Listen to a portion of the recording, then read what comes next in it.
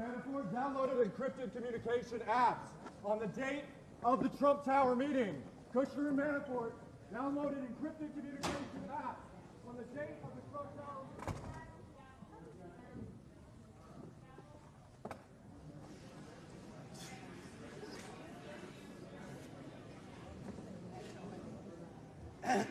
Some idiot.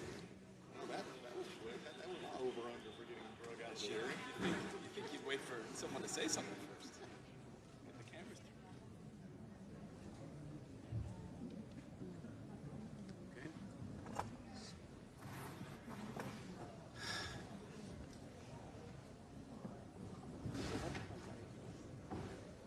I don't know.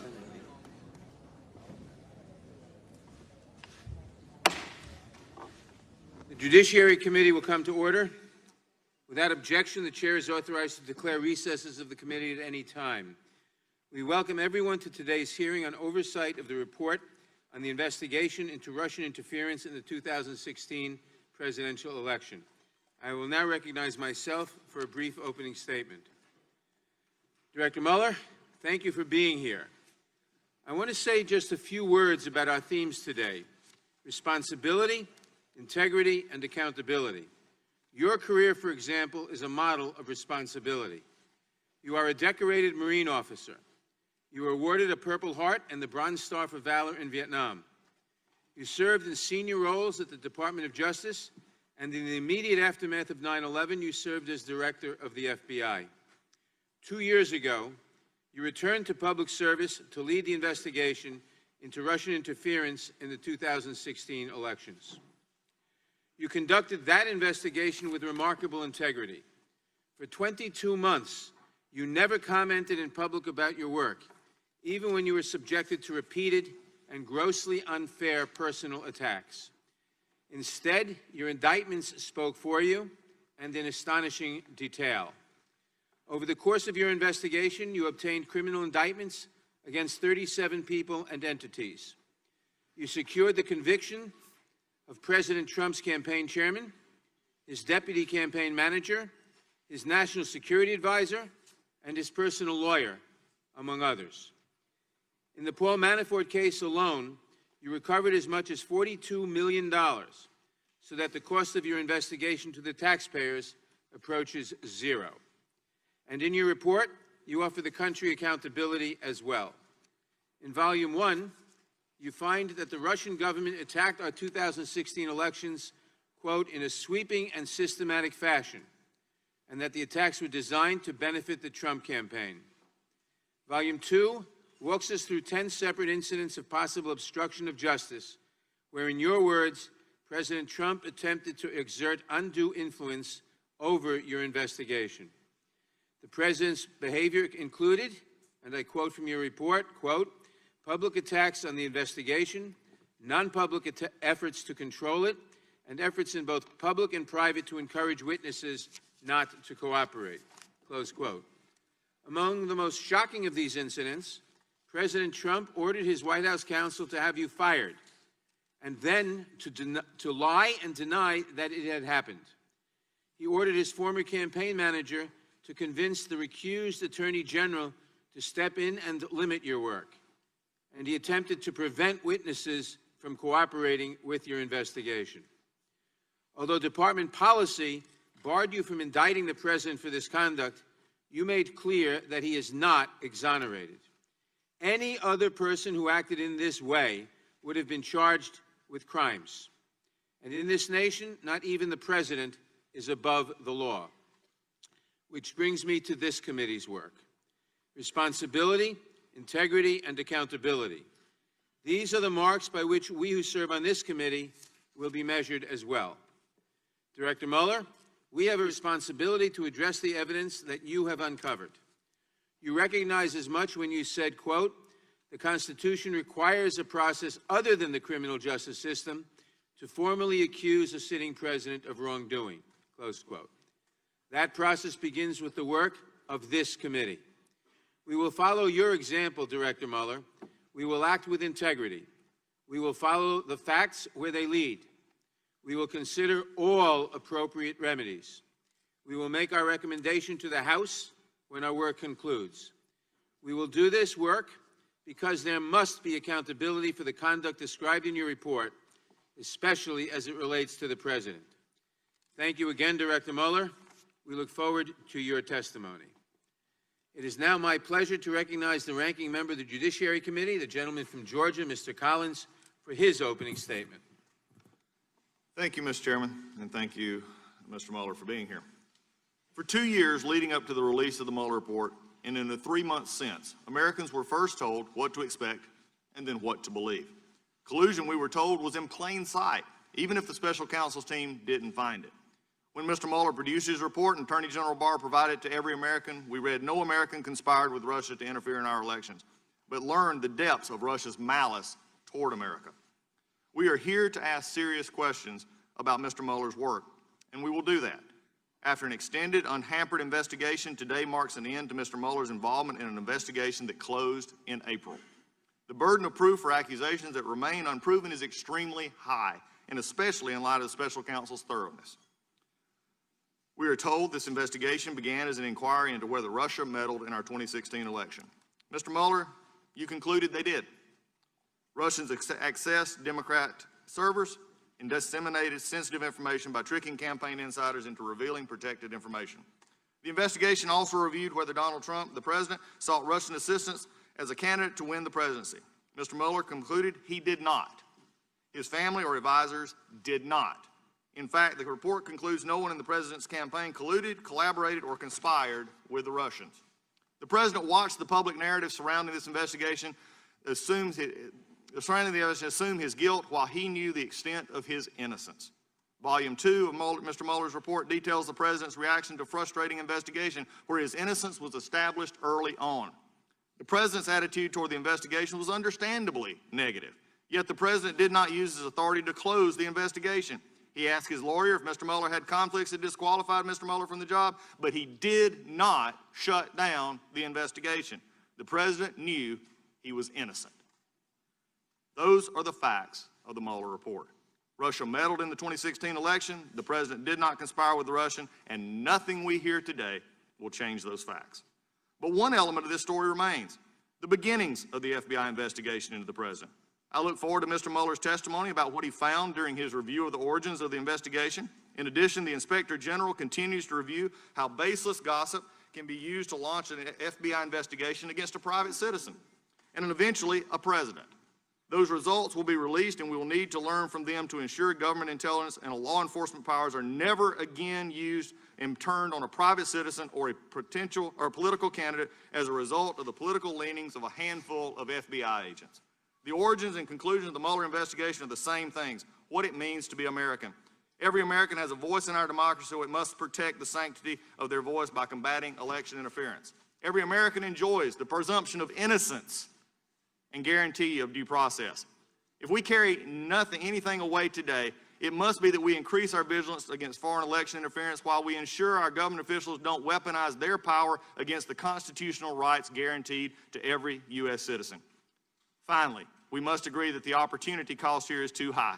The months we have spent investigating from this dais failed to end the border crisis or contribute to the growing job market. Instead, we have gotten stuck, and it's paralyzed this committee and this House. And as a side note, every week I leave my family and kids, the most important things to me, to come to this place because I believe this place is a place where we can actually do things and help people. 6.5 years ago, I came here to work on behalf of the people of the 9th District in this country. And we accomplished a lot in those first 6 years on a bipartisan basis with many of my friends across the aisle sitting on this dais with me today. However, this year, because the majority's dislike of this president and the endless hearing into a closed investigation have caused us to accomplish nothing except talk about the problems of our country while our border is on fire in crisis and everything else is stopped. This hearing is long overdue. We have had truth for months. No American conspired to throw our election. What we need today is to let that truth bring us confidence and, I hope, Mr. Chairman, closure. With that, I yield back. Thank you, Mr. Collins. I will now introduce today's witness. Robert Mueller served as director of the FBI from 2001 to 2013, and most recently served as special counsel in the Department of Justice, overseeing the investigation into Russian interference in the 2016 special election. He received his BA from Princeton University, an MA from New York University in my district, and his JD from the University of Virginia. Mr. Mueller is accompanied by counsel Aaron Zebley, who served as Deputy Special Counsel on the investigation. We welcome our distinguished witness, and we thank you for participating in today's hearing. Now, if you would please rise, I will begin by swearing you in.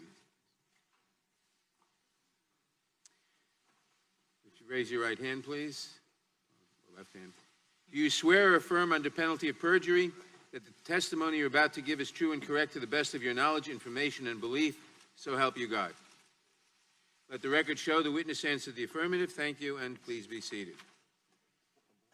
Please note that your written statement will be entered into the record in its entirety. Accordingly, I ask that you summarize your testimony in 5 minutes. Director Mueller, you may begin. Good morning, Chairman Nadler, and Ranking Member Collins, and the members of the committee. As you know, in May 2017, the Acting Attorney General asked me to serve as special counsel. I undertook that role because I believed that it was of paramount interest to the nation to determine whether a foreign adversary had interfered in the presidential election. As the Acting Attorney General said at the time, the appointment was necessary in order for the American people to have full confidence in the outcome. My staff and I carried out this assignment with that critical objective in mind: to work quietly, thoroughly, and with integrity so that the public would have full confidence in the outcome. The order appointing me as special counsel directed our office to investigate Russian interference in the 2016 presidential election. This included investigating any links or coordination between the Russian government and individuals associated with the Trump campaign. It also included investigating efforts to interfere with or obstruct our investigation. Throughout the investigation, I continually stressed two things to the team that we had assembled. First, we needed to do our work as thoroughly as possible and as expeditiously as possible. It was in the public interest for our investigation to be complete, but not to last a day longer than was necessary. Second, the investigation needed to be conducted fairly and with absolute integrity. Our team would not leak or take other actions that could compromise the integrity of our work. All decisions were made based on the facts and the law. During the course of our investigation, we charged more than 30 defendants with committing federal crimes, including 12 officers of the Russian military. 7 defendants have been convicted or pled guilty. Certain of the charges we brought remain pending today. And for those matters, I stress that the indictments contain allegations and every defendant is presumed innocent unless and until proven guilty. In addition to the criminal charges we brought, as required by Justice Department regulations, we submitted a confidential report to the Attorney General at the conclusion of our investigation. The report set forth the results of our work and the reasons for our charging and declination decisions. The Attorney General later made the report largely public. As you know, I made a few limited remarks about our report when we closed the Special Counsel's office in May of this year. But there are certain points that bear emphasis. First, our investigation found that the Russian government interfered in our election in sweeping and systematic fashion. Second, the investigation did not establish that members of the Trump campaign conspired with the Russian government in its election interference activities. We did not address collusion, which is not a legal term. Rather, we focused on whether the evidence was sufficient to charge any member of the campaign with taking part in a criminal conspiracy, and it was not. Third, our investigation of efforts to obstruct the investigation and lie to investigators was of critical importance. Obstruction of justice strikes at the core of the government's effort to find the truth and to hold wrongdoers accountable. Finally, as described in Volume 2 of our report, we investigated a series of actions by the President towards the investigation. Based on Justice Department policy and principles of fairness, we decided we would not make a determination as to whether the President committed a crime. That was our decision then, and it remains our decision today. Let me say a further word about my appearance today. It is unusual for a prosecutor to testify about a criminal investigation. And given my role as a prosecutor, there are reasons why my testimony will necessarily be limited. First, public testimony could affect several ongoing matters. In some of these matters, court rules or judicial orders limit the disclosure of information to protect the fairness of the proceedings. And consistent with long-standing Justice Department policy, it would be inappropriate for me to comment in any way that could affect an ongoing matter. Second, the Justice Department has asserted privileges concerning investigative information and decisions, ongoing matters within the Justice Department, and deliberations within our office. These are Justice Department privileges that I will respect. The Department has released a letter discussing the restrictions on my testimony. I therefore will not be able to answer questions about certain areas that I know are of public interest. For example, I am unable to address questions about the initial opening of the FBI's Russia investigation, which occurred months before my appointment, or matters related to the so-called Steele dossier. These matters are subject of ongoing review by the Department. Any questions on these topics should therefore be directed to the FBI or the Justice Department. As I explained when we closed the Special Counsel's office in May, our report contains our findings and analysis and the reasons for the decisions we made. We conducted an extensive investigation over 2 years. In writing the report, we stated the results of our investigation with precision. We scrutinized every word. I do not intend to summarize or describe the results of our work in a different way in the course of my testimony today. And as I said on May 29th, the report is my testimony, and I will stay within that text. And as I stated in May, I will not comment on the actions of the Attorney General or of Congress. I was appointed as a prosecutor, and I intend to adhere to that role and to the Department standards that govern it. I'll be joined today by Deputy Special Counsel Aaron Zebley. Mr. Zebley has extensive experience as a federal prosecutor and at the FBI, where he served as my Chief of Staff. And Mr. Zebley was responsible for the day-to-day oversight of the investigations conducted by our office. Now, I also want to again say thank you to the attorneys, the FBI agents, the analysts, the professional staff who helped us conduct this investigation in a fair and independent manner. These individuals, who spent nearly 2 years of working on this matter, were of the highest integrity. And let me say one more thing. Over the course of my career, I have seen a number of challenges to our democracy.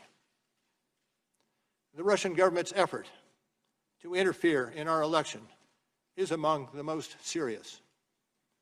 And as I said on May 29th, this deserves the attention of every American. Thank you, Mr. Chairman. Thank you. We will now proceed under the 5-minute rule with questions. I will begin by recognizing myself for 5 minutes. Director Mueller, the President has repeatedly claimed that your report found there was no obstruction and that it completely and totally exonerated him. But that is not what your report said, is it? Correct. It is not what the report said. And now, reading from page 2 of volume 2 of your report that's on the screen, you wrote, quote, If we had confidence after a thorough investigation of the facts that the President clearly did not commit obstruction of justice, we would so state. Based on the facts and the applicable legal standards, however, we are unable to reach that judgment, close quote. Now, does that say there was no obstruction? No. In fact, you are actually unable to conclude the President did not commit obstruction of justice. Is that correct? Well, we, at the outset, determined that we, when it came to the President's culpability, we needed to go forward only after taking into account the OLC opinion that indicated that a president, a sitting president, cannot be indicted. So the report did not conclude that he did not commit obstruction of justice. Is that correct? That is correct. And what about total exoneration? Did you actually totally exonerate the President? No. Now, in fact, your report expressly states that it does not exonerate the President. It does. And your investigation actually found, quote, multiple acts by the President that were capable of exerting undue influence over law enforcement investigations, including the Russian interference and obstruction investigations. Is that correct? Correct. Now, Director Mueller, can you explain in plain terms what that finding means so the American people can understand it? Well, the finding indicates that the President was not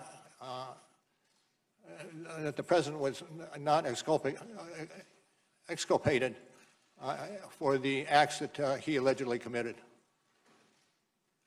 In fact, you were talking about incidents, quote, in which the President sought to use his official power outside of usual channels, unquote, to exert undue influence over your investigations. Is that right? That's correct.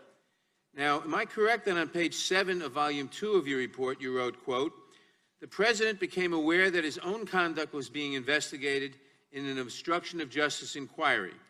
At that point, the President engaged in a second phase of conduct involving public attacks on the investigation, non-public efforts to control it, and efforts in both public and private to encourage witnesses not to cooperate with the investigation, close quote.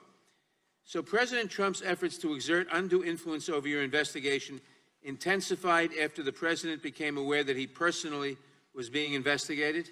I stick with the language that you have in front of you, which Okay. comes from page 7, volume 2. Now, is it correct that if you concluded that the President committed the crime of obstruction, you could not publicly state that in your report or here today? Can you repeat the question, sir? Is it correct that if you had concluded that the President committed the crime of obstruction, you could not publicly state that in your report or here today? Well, I would say the statement would be that you would not indict, and you would not indict because under the OLC opinion, a sitting president, excuse me, cannot be indicted, be unconstitutional. So you could not state that because of the OLC opinion, if that would have been your conclusion? OLC opinion with some guide, yes. But under DOJ, under Department of Justice policy, the President could be prosecuted for obstruction of justice crimes after he leaves office, is correct? True. Thank you. Did any senior White House official refuse a request to be interviewed by you and your team? I don't believe so. The President? Well, let me take that back. I would have to look at it, but I'm not certain that that was the case. Did the President refuse a request to be interviewed by you and your team? Yes. Yes. And is it true that you tried for more than a year to secure an interview with the President? Yes. And is it true that you and your team advised the President's lawyer that, quote, an interview with the President is vital to our investigation, close Yes. quote? Yes. And is it true that you also, quote, stated that it is in the interest of the Presidency and the public for an interview to take place, close quote? Yes. But the President still refused to sit for an interview by you or your team? True. True. And did you also ask him to provide written answers to questions on the 10 possible episodes of obstruction of justice crimes involving him? Yes. Did he provide any answers to a single question about whether he engaged in obstruction of justice crimes? I would have to check on that. I'm not certain. Director Mueller, we are grateful that you are here to explain your investigation and findings. Having reviewed your work, I believe anyone else who had engaged in the conduct described in your report would have been criminally prosecuted. Your work is vitally important to this committee and the American people because no one is above the law.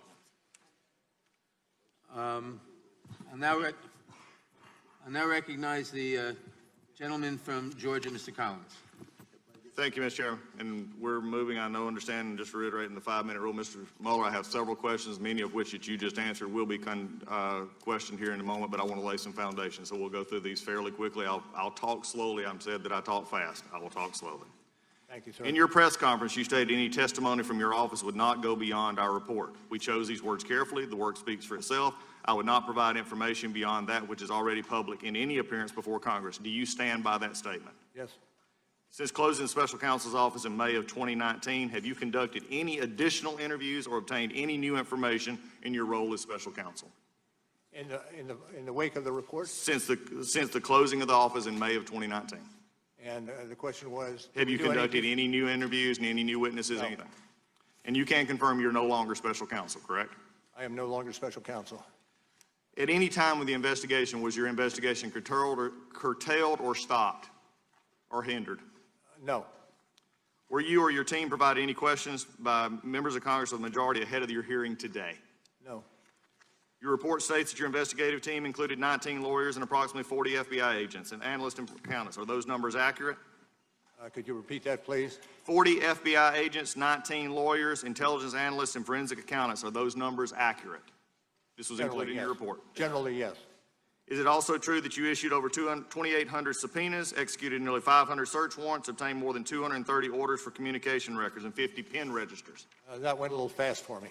Okay. In your report, I'll make this very simple. You did a lot of work, correct? Yes, that I agree to. A lot of subpoenas, a lot of pen A lot of registers. subpoenas.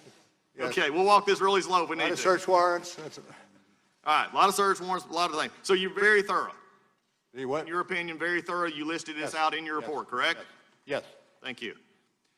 Is it true the evidence gathered during your investigation, given the questions that you have just answered, is it true the evidence gathered during your investigation did not establish that the president was involved in the underlying crime related to Russian election interference as stated in Volume 1, page 7? We found insufficient evidence of the president's culpability. So that would be a yes. Pardon? That would be a yes. Yes. Thank you. Isn't it true the evidence did not establish that the president or those close to him were involved in the charged Russian computer hacking or active measure conspiracies, or that the president otherwise had unlawful relationships with any Russian official? Volume 2, page 76, correct? I leave the answer to our report. So as a yes. Is that any true your investigation did not establish that members of the Trump campaign conspired or coordinated with Russian government in the election interference activity? Volume 1, page 2, Volume 1, page 173. Thank you. Yes. Yes, thank you. Although your report states collusion is not so specific offense, and you've said that this morning, or a term of art in federal criminal law, conspiracy is. In the colloquial context, are collusion and conspiracy essentially synonymous terms? You're going to have to repeat that for me. Collusion is not a specific offense or a term of art in the federal criminal law. Conspiracy is. Yes. In the colloquial context, known public context, collusion and conspiracy are essentially synonymous terms, correct? No. If no, on page 180 of volume 1 of your report, you wrote, as defined in legal dictionaries, collusion is largely synonymous with conspiracy, as that crime is set forth in the General Federal Conspiracy Statute 18 U.S.C. 371. You said at your May 29th press conference and here today, you choose your words carefully. Are you sitting here today testifying something different than what your report states? Well, what I'm asking is if you can give me the citation, I can look at the citation and evaluate whether it is. Okay, let me just be clarified. You stated that you would stay within the report. I just stated your report back to you. And you said that collusion and conspiracy were not synonymous terms. That was your answer, was no. That's correct. In that, page 180 of volume 1 of your report, it says, as defined in legal dictionaries, collusion is largely synonymous with conspiracy, as that crime is set forth in General Conspiracy Statute 18 U.S.C. 371. Now, you said you chose your words carefully. Are you contradicting your report right now? Not when I read it. So you would change your answer to yes then? No. If you look at the language. I'm reading your report, sir. It's a yes or no Page- answer. Page 180, Page 180, volume 1. This was from your report. correct. And I'll leave it with the report. So the report says, yes, they are synonymous. Yes. Hopefully, for finally, out of your own report, we can put to bed the collusion and conspiracy. One last question as we're going through. Did you ever look into other countries investigated in the Russian interference into our election? Were other countries investigated or found knowledge that they had interference in our election? I'm not going to discuss other matters. That I yield back. Gentleman yields back. The gentlelady from California. Director Mueller, as you've heard from the chairman, we're mostly going to talk about obstruction of justice today, but the investigation of Russia's attack that started your investigation is why evidence of possible obstruction is serious. To what extent did the Russian government interfere in the 2016 presidential election? Could you repeat that, ma'am? To what extent did the Russian government interfere in the 2016 presidential election? Well, particularly when it came to computer crimes and the like, the government was implicated. So you wrote in volume 1 that the Russian government interfered in the 2016 presidential election in sweeping and systematic fashion. You also described in your report that the then Trump campaign chairman, Paul Manafort, shared with a Russian operative, Kalimnik, the campaign strategy for winning Democratic votes in Midwestern states in internal polling data of the campaign. Isn't that correct? Correct. They also discussed the status of the Trump campaign and Manafort's strategy for winning Democratic votes in Midwestern states. Months before that meeting, Manafort had caused internal data to be shared with Kalimnik, and the sharing continued for some period of time after their August meeting. Isn't that correct? Accurate. In fact, your investigation found that Manafort briefed Kalimnik on the state of the Trump campaign and Manafort's plan to win the election, and that briefing encompassed the campaign's messaging, its internal polling data. It also included discussion of battleground states, which Manafort identified as Michigan, Wisconsin, Pennsylvania, and Minnesota. Isn't that correct? That's correct. Did your investigation determine who requested the polling data to be shared with Kalimnik? Well, I would direct you to the report and adopt what we have in the report with regard to that particular issue. We don't have the redacted version. That's maybe another reason why we should get that for Volume 1. Based on your investigation, how could the Russian government have used this campaign polling data to further its sweeping and systematic interference in the 2016 presidential That's a election? little bit out of our path. Fair enough. Did your investigation find that the Russian government perceived it would benefit from one of the candidates winning? Yes. And which candidate would that be? Well, it would be Trump. Correct. The president. Now, the Trump campaign wasn't exactly reluctant to take Russian help. You wrote it expected it would benefit electorally from information stolen and released through Russian efforts. Isn't that correct? That's correct. Now, was the investigation's determination, what was the investigation's determination regarding the frequency with which the Trump campaign made contact with the Russian government? Well, I would have to refer you to the report on that. Well, we went through and we counted 126 contacts between Russians or their agents and Trump campaign officials or their associates. So would that sound about right? I can't say. I understand the statistic, and I believe it. I understand the statistic. Well, Mr. Mueller, I appreciate your being here and your report. From your testimony and the report, I think the American people have learned several things. First, the Russians wanted Trump to win. Second, the Russians went on a sweeping cyber influence campaign. The Russians hacked the DNC, and they got the Democratic game plan for the election. The Russian campaign chairman met with Russian agents and repeatedly gave them internal data, polling, and messaging in the battleground states. So while the Russians were buying ads and creating propaganda to influence the outcome of the election, they were armed with inside information that they had stolen through hacking from the DNC and that they had been given by the Trump campaign chairman, Mr. Manafort. My colleagues will probe the efforts undertaken to keep this information from becoming public, but I think it's important for the American people to understand the gravity of the underlying problem that your report uncovered. And with that, Mr. Chairman, I would yield back. Gentlelady. Good morning, Director. If you'll let me quickly summarize your opening statement this morning. You said in Volume 1 on the issue of conspiracy, the special counsel determined that the investigation did not establish that members of the Trump campaign conspired or coordinated with the Russian government in its election interference activities. And then in Volume 2, for reasons that you explained, the special counsel did not make a determination on whether there was an obstruction of justice crime committed by the president. Is that fair? Yes, sir. All right. Now, in explaining that special counsel did not make what you called a traditional prosecution or declination decision, the report on the bottom of page 2 of Volume 2 reads as follows. The evidence we obtained about the president's actions and intent presents difficult issues that prevent us from conclusively determining that no criminal conduct occurred. Accordingly, while this report does not conclude that the president committed a crime, it also does not exonerate him. Now, I read that correctly? Yes. All right.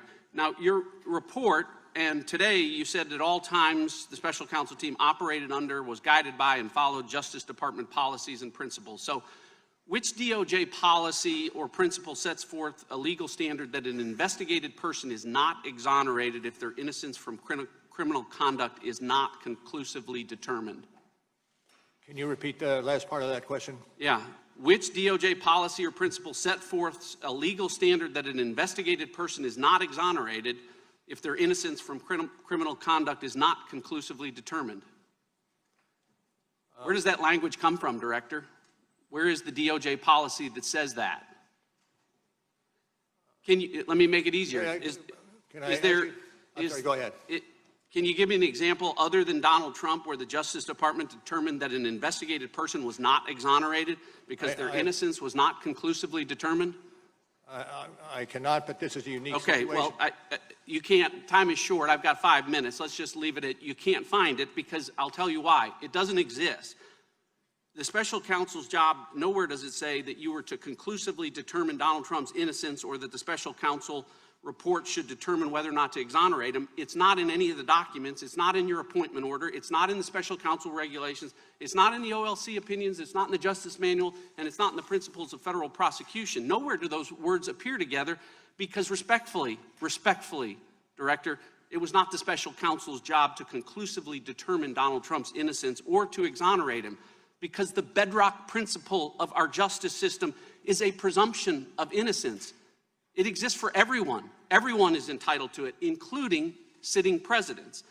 And because there is a presumption of innocence, prosecutors never, ever need to conclusively determine it. Now, Director, the special counsel applied this inverted burden of proof that I can't find and you said doesn't exist anywhere in the department policies, and you used it to write a report. And the very first line of your report, says, and as you read this morning, it authorizes the special counsel to provide the Attorney General with a confidential report explaining the prosecution or declination decisions reached by the special counsel. That's the very first word of your report, right? That's correct. Here's the problem, Director. The special counsel didn't do that. On Volume 1, you did. On Volume 2, with respect to potential obstruction of justice, the special counsel made neither a prosecution decision or a declination decision. You made no decision. You told us this morning and in your report that you made no determination. So respectfully, Director, you didn't follow the special counsel regulations. It clearly says, write a confidential report about decisions reached. Nowhere in here does it say, write a report about decisions that weren't reached. You wrote 180 pages about decisions that weren't reached, about potential crimes that weren't charged or decided. And respectfully, by doing that, you managed to violate every principle and the most sacred of traditions about prosecutors not offering extra prosecutorial analysis about potential crimes that aren't charged. So Americans need to know this as they listen to the Democrats and socialists on the other side of the aisle, as they do dramatic readings from this report, that volume 2 of this report was not authorized under the law to be written. It was written to a legal standard that does not exist at the Justice Department. And it was written in violation of every DOJ principle about extra prosecutorial commentary. I agree with the chairman this morning when he said Donald Trump is not above the law. He's not. But he damn sure shouldn't be below the law, which is where volume 2 of this report puts him.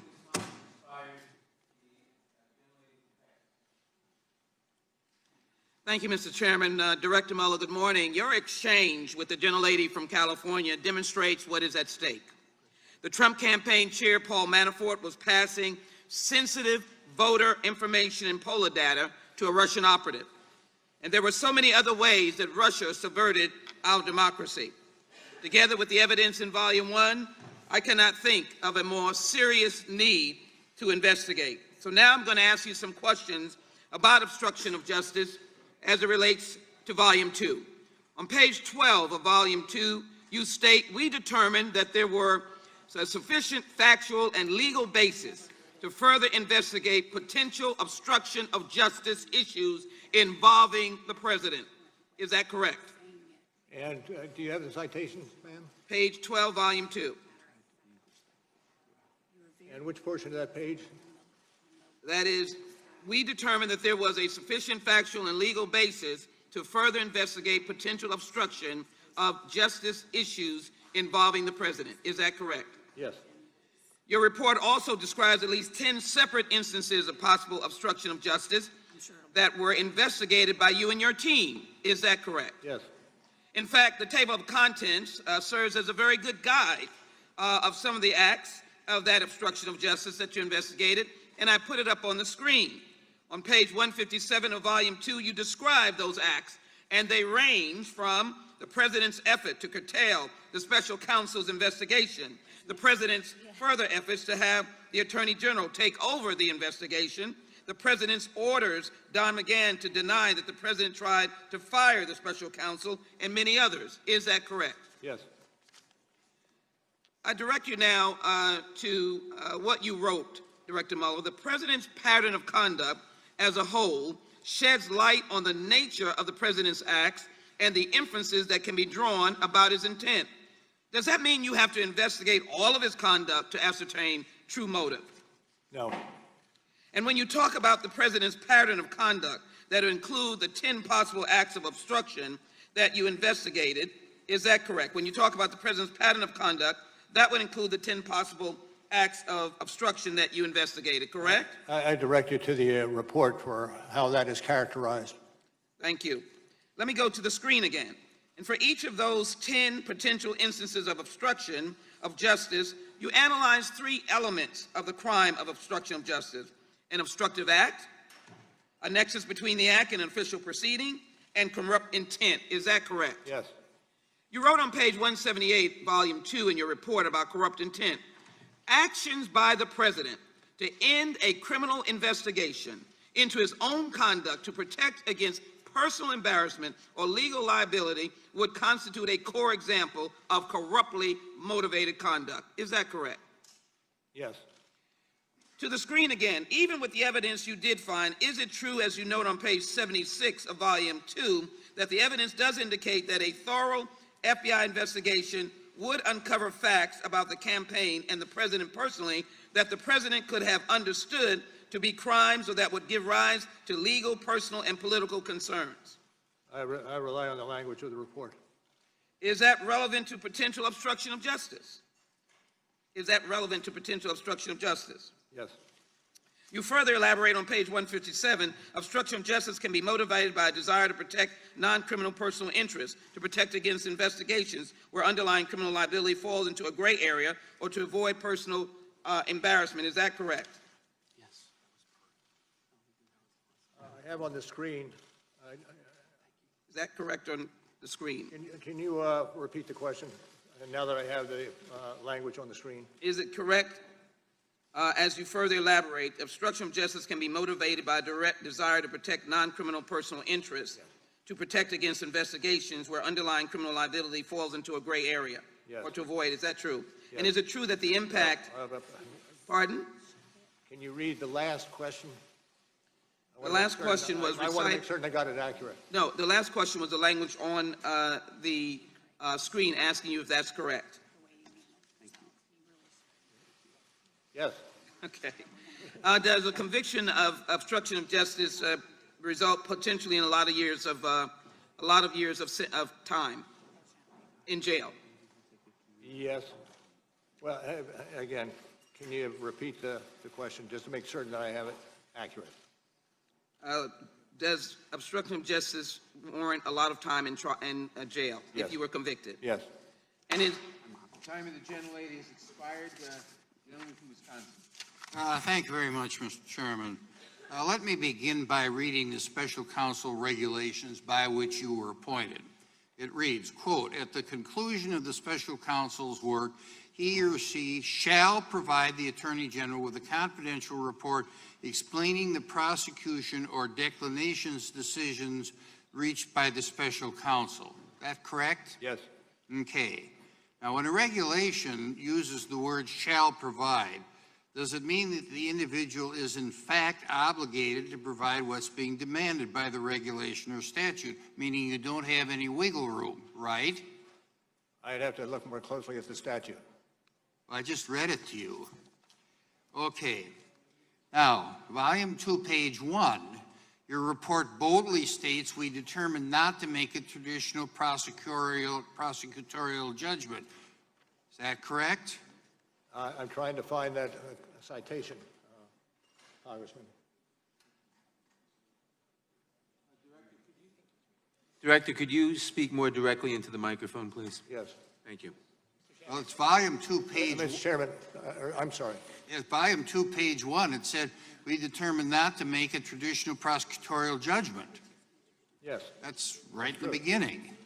Now, since you decided under the OLC opinion that you couldn't prosecute a sitting president, meaning President Trump, why did we have all of this investigation of President Trump that the other side is talking about when you knew that you weren't going to prosecute him? Well, you don't know where the investigation is going to lie, and the OLC opinion itself says that you can continue the investigation even though you are not going to indict the president. Okay, well, if you're not going to indict the president, then you just continue fishing, and that's my observation. You know, Well, sure you. My time is limited. Sure, you can indict other people, but you can't indict the sitting president, right? That's true. Okay. Now, there are 182 pages in raw evidentiary material, including hundreds of references to 302, which are interviews by the FBI, for individuals who've never been cross-examined and which did not comply with the special counsel's governing regulation to explain the prosecution or declination decisions reached, correct? And where are you reading from on that? I'm reading from my question. Then could you repeat it? Okay.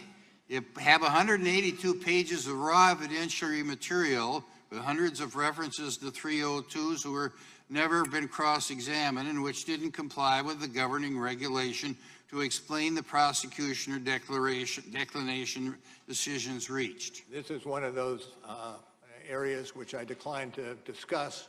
Okay, then let... And would direct you to the report itself. for Okay. what- Well, I looked what's at the done on that- 182 that issue. pages of it. You know, let me switch gears. Mr. Shabbat and I were on this committee during the Clinton impeachment. Now, while I recognize that the independent counsel statute under which Kenneth Starr operated is different from the special counsel statute, he, in a number of occasions in his report, stated that the President Clinton's actions may have risen to impeachable conduct, recognizing that it is up to the House of Representatives to determine what conduct is impeachable. You never used the term raising to impeachable conduct for any of the 10 instances that the gentlewoman from Texas did. Is it true that there's nothing in volume 2 of the report that says that the president may have engaged in impeachable conduct? Well, we have studiously kept in the center of our investigation our mandate, and our mandate does not go to other ways of addressing conduct. Our mandate goes to developing the report and turning the report into the Attorney General. With due respect, it seems to me, that there are a couple of statements that you made, that said that this is not for me to decide, and the implication is that this is for this committee to decide. Now, you didn't use the word impeachable conduct like Starr did. There was no statute to prevent you from using the word impeachable conduct. And I go back to what Mr. Radcliffe said, and that is that even the president is innocent until proven guilty. My time is up. Gentleman's time has expired. The gentleman from Tennessee. Thank you, Mr. Chair. First, I'd just like to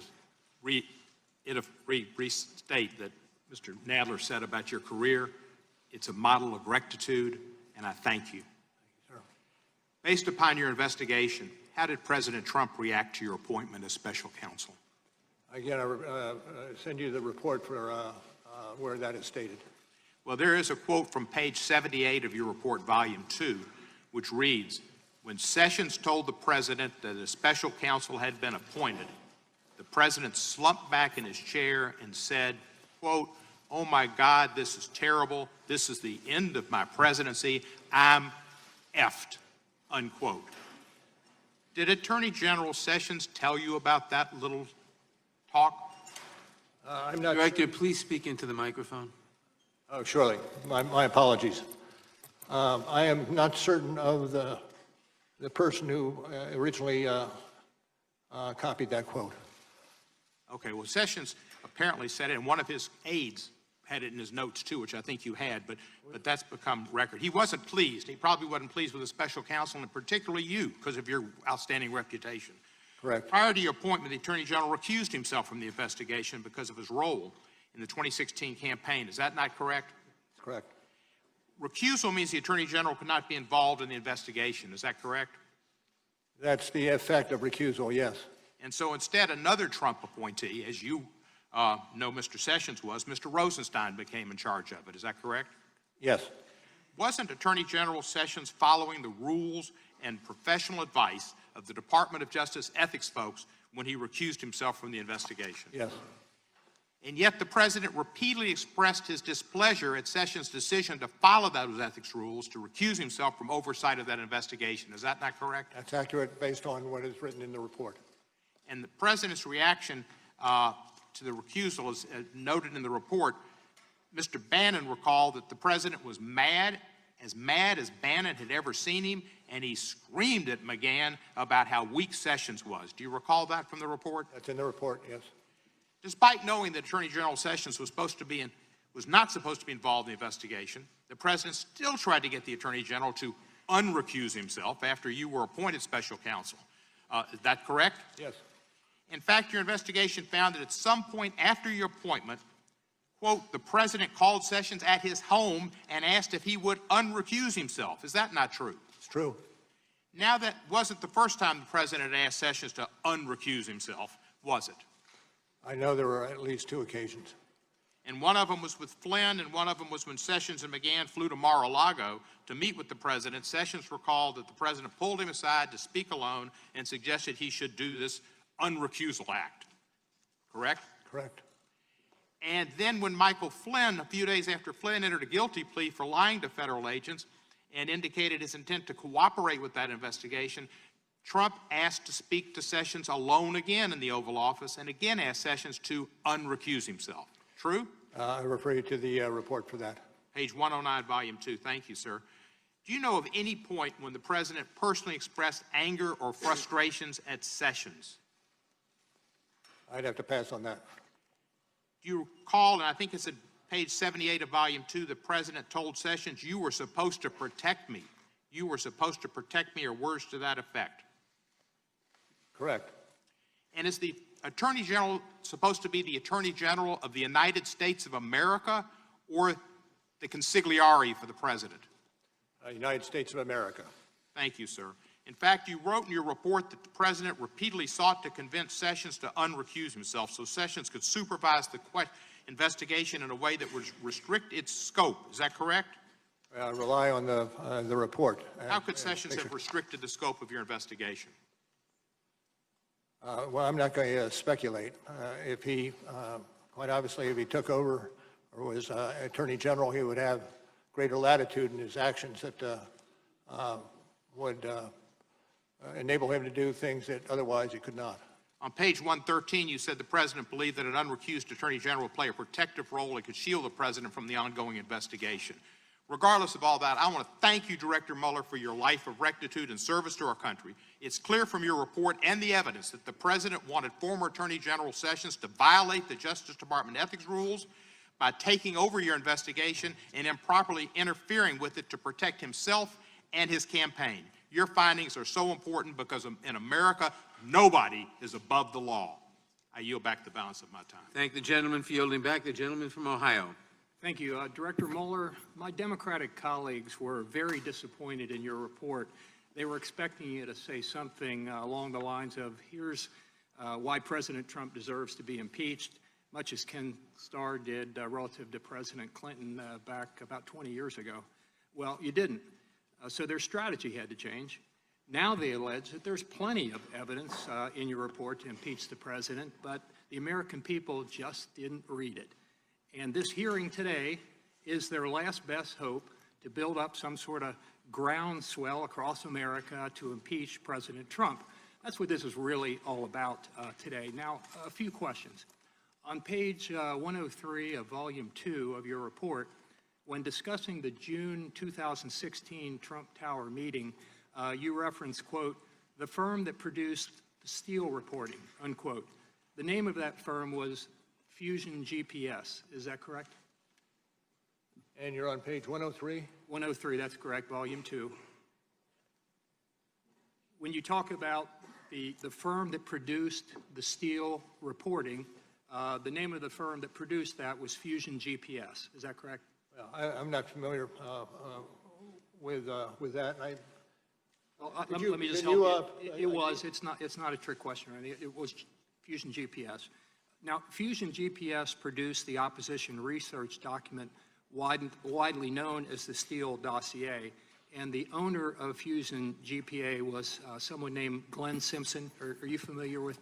This is outside my purview. Okay.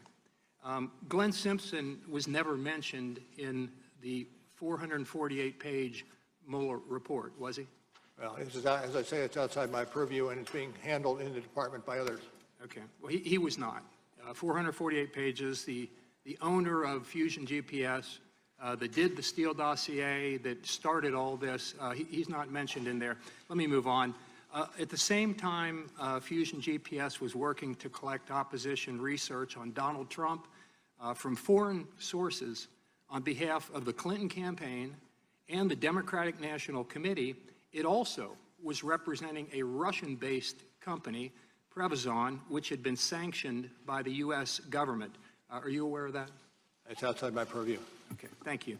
One of the key players I'll go to something different. One of the key players in the June 2016 Trump Tower meeting was Natalia Vizhnetska, who you described in your report as a Russian attorney who advocated for the repeal of the Magnitsky Act. Vizhnetska had been working with none other than Glenn Simpson and Fusion GPS since at least early 2014. Are you aware of that? Outside my purview. Thank you. But you didn't mention that or her connections to Glenn Simpson and Fusion GPS in your report at all. Let me move on. Now, NBC News has reported the following. Quote, Russian lawyer Natalia Vizhnetska says she first received the supposedly incriminating information she brought to Trump Tower describing alleged tax evasion and donation to Democrats from none other than Glenn Simpson, the Fusion GPS owner. You didn't include that in the report, and I assume you're saying that would be the matter being handled by others at the Department of Justice. Okay, thank you.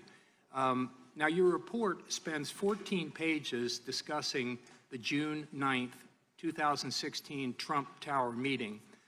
It would be fair to say, would it not, that you spent significant resources investigating that meeting? Well, I refer you to the report. Okay, and President Trump wasn't at the meeting? No, You're he aware was of that? not. Thank you. Now, in stark contrast to the actions of the Trump campaign, we know that the Clinton campaign did pay Fusion GPS to gather dirt on the Trump campaign from persons associated with foreign governments. But your report doesn't mention a thing about Fusion GPS in it, and you didn't investigate Fusion GPS's connections to Russia. So let me just ask you this. Can you see that from neglecting to mention Glenn Simpson and Fusion GPS's involvement with the Clinton campaign, to focusing on a brief meeting at the Trump Tower that produced nothing, to ignoring the Clinton campaign's own ties to Fusion GPS, why some view your report as a pretty one-sided attack on the president?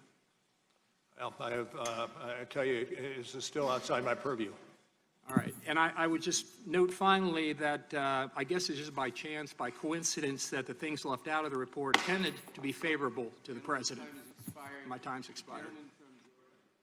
Thank you, Director Mueller. I'd like to get us back on track here. Your investigation found that President Trump directed White House counsel Don McGahn to fire you. Isn't that correct? True. And the president claimed that he wanted to fire you because you had supposed conflicts of interest. Isn't that correct? True. Now, you had no conflicts of interest that required your removal. Isn't that a fact? That's correct. And in fact, Don McGahn advised the president that the asserted conflicts were, in his words, silly and not real conflicts. Isn't that true?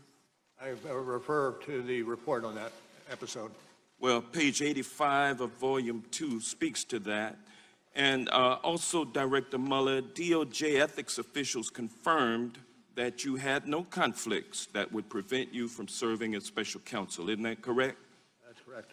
But despite Don McGahn and the Department of Justice guidance, around May 23rd, 2017, the president, quote, prodded McGahn to complain to Deputy Attorney General Rosenstein about these supposed conflicts of interest, correct?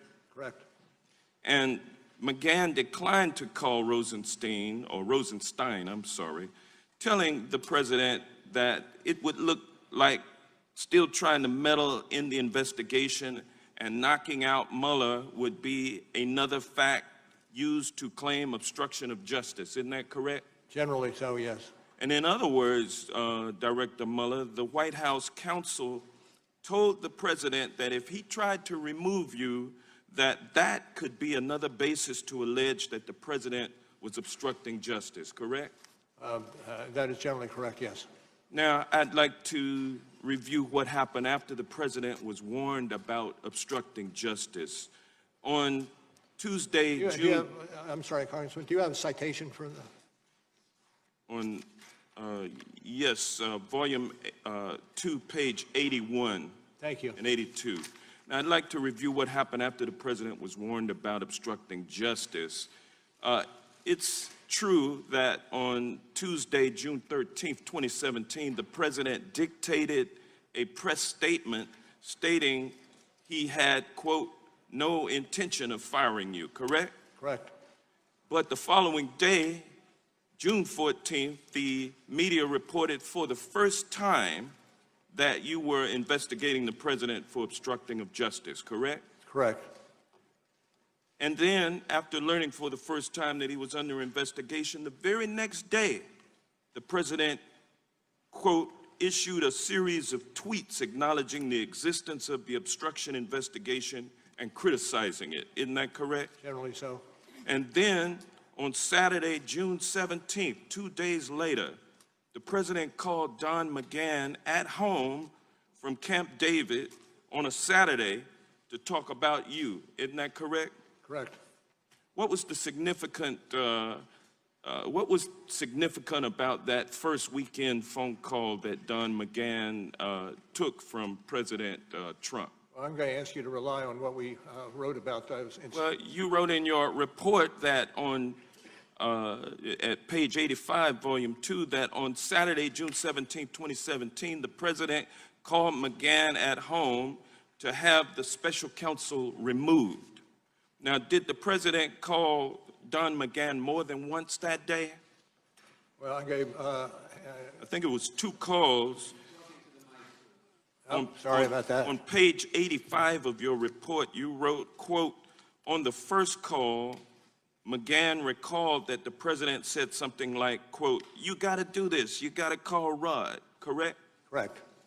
And your investigation and report found that Don McGahn was perturbed, to use your words, by the president's request to call Rod Rosenstein to fire him. Isn't that correct?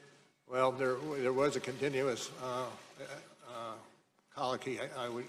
There was a continuous involvement of Don McGahn in responding to the president's entreaties. And he did not want to put himself in the middle of that. He did not want to have a role in asking the Attorney General to fire the special counsel, correct? Well, I would again refer you to the report and the way it is characterized in the report. Thank you. At volume 2, page 85, it states that he didn't want to have the Attorney General, he didn't want to have a role in trying to fire the Attorney General. So at this point, I will yield back. Thank you, Mr. Chairman. Mr. Mueller, well, first, let me ask unanimous consent, Mr. Chairman, to submit this article, Robert Mueller Unmasked, for the record. Without objection. Now, Mr. Mueller, who wrote the 9-minute comments you read at your May 29th press conference? I'm not going to get into that. Okay, so that's what I thought. You didn't write it. A 2013 puff piece in the Washingtonian about Comey said basically when Comey called, you drop everything you were doing. It gave examples. You're having dinner with your wife and daughter. Comey calls, you drop everything and go. The article quoted Comey as saying, if a train were coming down the track, and I quote, at least Bob Mueller will be standing on the tracks with me. You and James Comey have been good friends or were good friends for many years, correct? We were business associates. We both started off in the Justice Department about this You were good time. friends. You can work together and not be friends, but you and Comey were friends. We were friends. That's my question. Thank you for getting to the answer. Now, before you were appointed as special counsel, had you talked to James Comey in the preceding 6 months? No.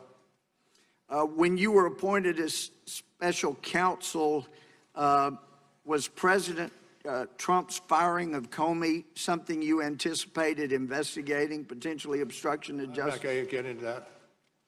That's internal deliberations in the Justice Department. Actually, it goes to your credibility, and maybe you've been away from the courtroom for a while. Credibility is always relevant. It's always material, and that goes for you, too. You're a witness before us. Let me ask you, when you talked to President Trump the day before he appointed you, or you were appointed as special counsel, you were talking to him about FBI director position again.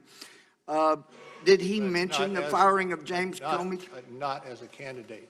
I was asked. Did he mention the firing of James Comey in your discussion with him? Cannot remember. Pardon? Cannot remember. Don't believe so, but I'm not going to be specific. You don't remember. But if he did, you could have been a fact witness as to the president's comments and state of mind on firing James Comey. I suppose that's possible. Yeah. So most prosecutors want to make sure there's no appearance of impropriety. But in your case, you hired a bunch of people that did not like the president. Let me ask you, when did you first learn of Peter Strzok's animus toward Donald Trump? In the summer of 2017. You didn't know before he was hired? I'm sorry? You didn't know before he was hired for your team? Know what? Peter Strzok hated Trump. Okay. You didn't know that before he was made part of your team. Is that what you're saying? I did not know that. All right, when did you And first acted learn? when we did find out, I acted swiftly to have him reassigned elsewhere in the FBI. Well, there's some discussion about how swift that was, but when did you learn of the ongoing affair he was having with Lisa Page? About the same time I learned from Strzok. Did you ever order anybody to investigate the deletion of all of their texts off of their government phones? Once we found that Peter Strzok was an author of... Did you ever May I finish? order, well, you're not answering my question. Did you order an investigation into deletion and reformatting of their government phones? No, there was an IG investigation ongoing. Well, listen, regarding collusion or conspiracy, you didn't find evidence of any agreement, I'm quoting you, among the Trump campaign officials and any Russia-linked individuals to interfere with our U.S. election, correct? Correct. So you also note in the report that an element of any of those obstructions you referenced requires a corrupt state of mind, correct? Corrupt intent, correct. Right. And if somebody knows they did not conspire with anybody from Russia to affect the election, and they see the big Justice Department with people that hate that person coming after them, and then a special counsel appointed who hires dozen or more people that hate that person, and he knows he's innocent.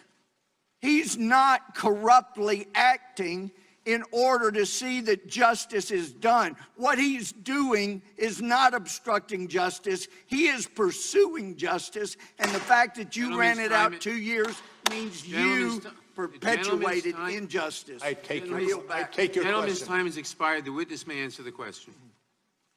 I take your question. The gentleman from Florida. Director Mueller, I'd like to get back to your findings covering June of 2017. There was a bombshell article that reported that the President of the United States was personally under investigation for obstruction of justice. And you said in your report on page 90, volume 2, and I quote, "News of the obstruction investigation prompted the President to call McGahn and seek to have the special counsel removed," close quote. And then in your report, you wrote about multiple calls from the President to White House counsel Don McGahn. And regarding the second call, you wrote, and I quote, "McGahn recalled that the President was more direct, saying something like, 'Call Rod. Tell Rod that Mueller has conflicts and can't be the special counsel.' McGahn recalled the President telling him, 'Mueller has to go, and call me back when you do it.'" Director Mueller, did McGahn understand what the President was ordering him to do? I direct you to what we have written in the report in terms of characterizing his feelings. And in the report it says, quote, "McGahn understood the President to be saying that the special counsel had to be removed." You also said on page 86 that, quote, "McGahn considered the President's request to be an inflection point, and he wanted to hit the brakes, and he felt trapped, and McGahn decided he had to resign." McGahn took action to prepare to resign, isn't that correct? I direct you again to the report. And in fact, that very day he went to the White House, and quoting your report, you said, quote, "He then drove to the office to pack his belongings and submit his resignation letter," close quote. That is directly from the report. It is. And before he resigned, however, he called the President's chief of staff, Reince Priebus, and he called the President's senior advisor, Steve Bannon. Do you recall what McGahn told them? Whatever was said will appear in the report. It is. And it says on page 87, quote, "Priebus recalled that McGahn said that the President asked him to do crazy expletive. In other words, crazy stuff. The White House counsel thought that the President's request was completely out of bounds. He said the President asked him to do something crazy. It was wrong. And he was prepared to resign over it." Now, these are extraordinarily troubling events, but you found White House counsel McGahn to be a credible witness, isn't that correct? Correct. Director Mueller, the most important question I have for you today is why? Director Mueller, why did the President of the United States want you fired? I can't answer that question. Well, on page 89 in your report on volume 2, you said, and I quote, "Substantial evidence indicates that the President's attempts to remove the special counsel were linked to the special counsel's oversight of investigations that involve the President's conduct, and most immediately, to reports that the President was being investigated for potential obstruction of justice." Close quote. Director Mueller, you found evidence, as you lay out in your report, that the President wanted to fire you because you were investigating him for obstruction of justice. Isn't that correct? That's what it says in the report, yes. And I stand behind the report. Director Mueller, that shouldn't happen in America. No president should be able to escape investigation by abusing his power. But that's what you testified to in your report. The President ordered you fired. The White House counsel knew it was wrong. The President knew it was wrong. In your report, it says there's also evidence the President knew he should not have made those calls to McGahn. But the President did it anyway. He did it anyway. Anyone else who blatantly interfered with a criminal investigation like yours would be arrested and indicted on charges of obstruction of justice. Director Mueller, you determined that you were barred from indicting a sitting president. We've already talked about that today. That is exactly why this committee must hold the President accountable. I yield back. The gentleman yields back. The gentlelady from Alabama. Director Mueller, you just said in response to two different lines of questionings that you would refer, as it relates to this firing discussion, that I would refer you to the report and the way it was characterized in the report. Importantly, the President never said fire Mueller or in the investigation, and one doesn't necessitate the other. And McGahn, in fact, did not resign. He stuck around for a year and a half. On March 24th, Attorney General Barr informed the committee that he had received the special counsel's report, and it was not until April 18th that the Attorney General released the report to Congress and the public. When you submitted your report to the Attorney General, did you deliver a redacted version of the report so that he would be able to release it to Congress and the public without delay, pursuant to his announcement of his intention to do so during his confirmation hearing? I'm not going to engage in discussion about what happened after the production of our report. Had the Attorney General asked you to provide a redacted version of the report? We worked on the redacted versions together. Did he ask you for a version where the grand jury material was separated? Not going to get into details. Is it your belief that an unredacted version of the report could be released to Congress or the public? That's not within my purview.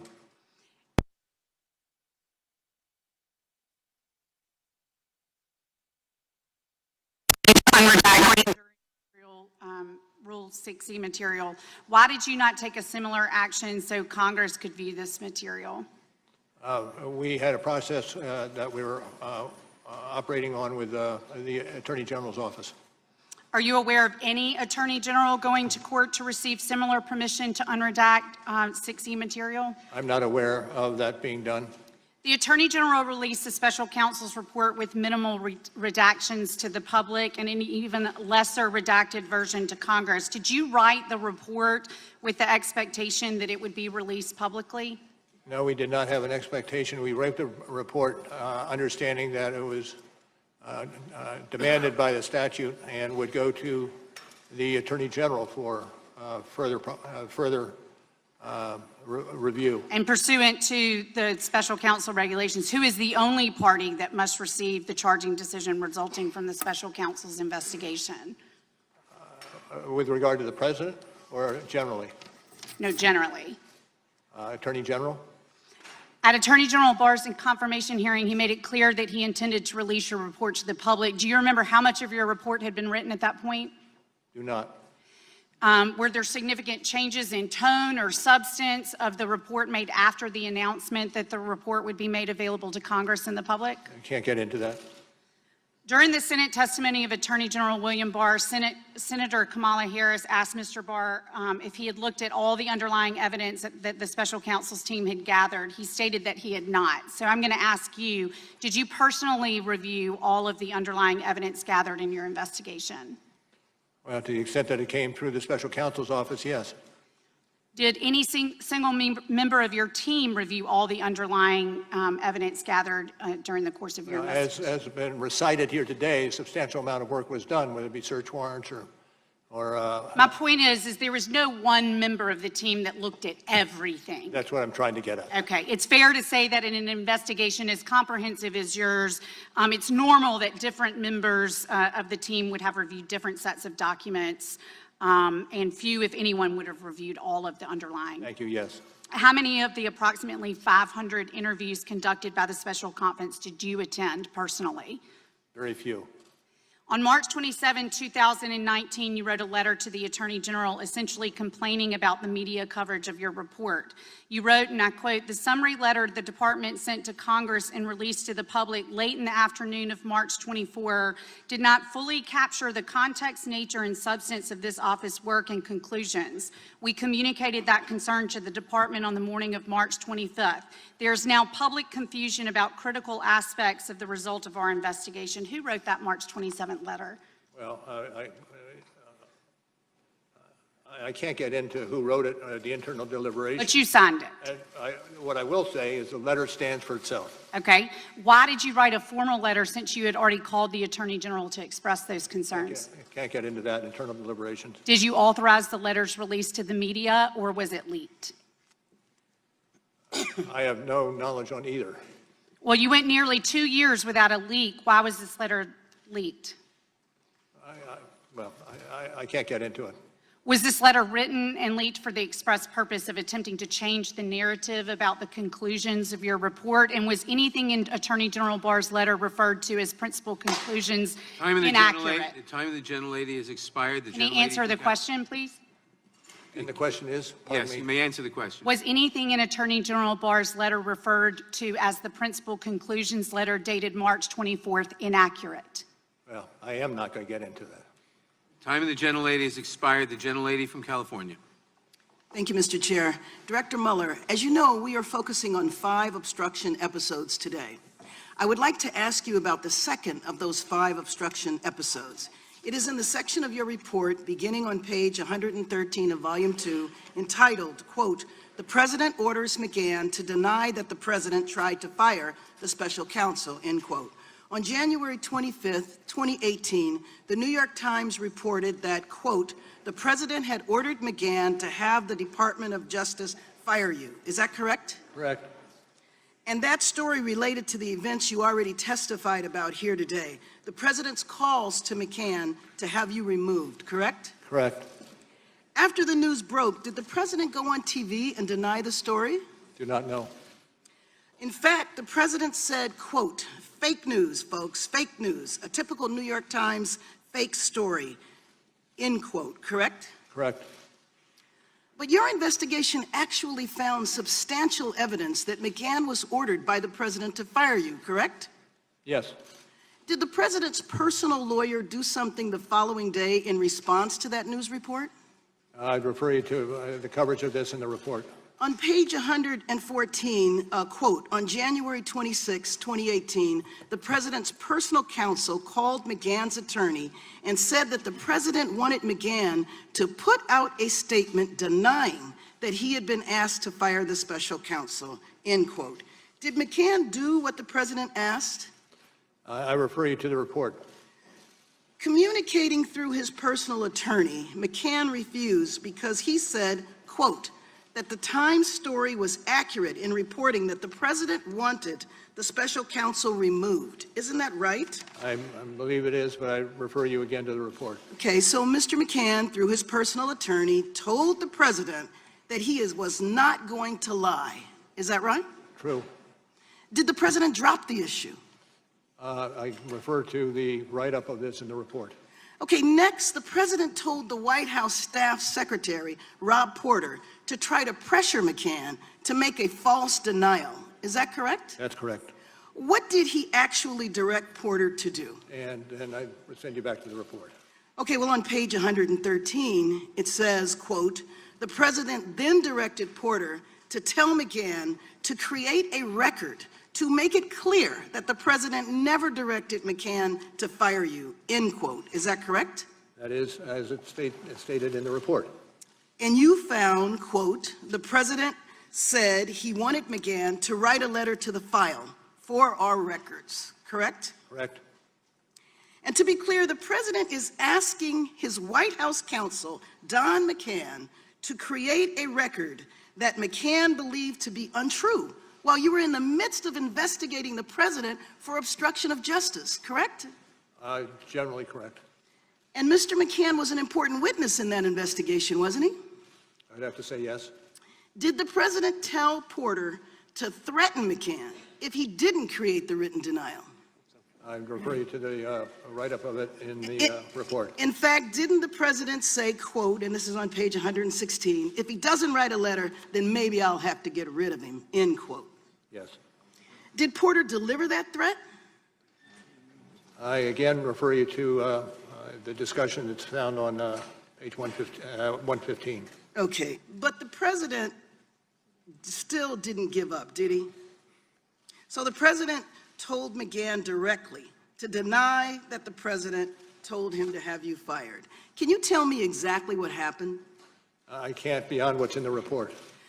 Well, on page 116, it says the president met him in the Oval Office. Quote, the president began the Oval Office meeting by telling McCann that the New York Times story didn't look good and McCann needed to correct it.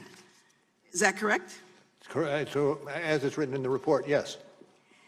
The president asked McCann whether he would do a correction, and McCann said no. Correct? That's accurate. Well, Mr. Mueller, thank you for your investigation uncovering this very disturbing evidence. My friend, Mr. Richmond, will have additional questions on the subject. However, it is clear to me, if anyone else had ordered a witness to create a false record and cover up acts that are subject of a law enforcement investigation, that person would be facing criminal charges. I yield back my time. The gentlelady yields back. The gentleman from Ohio.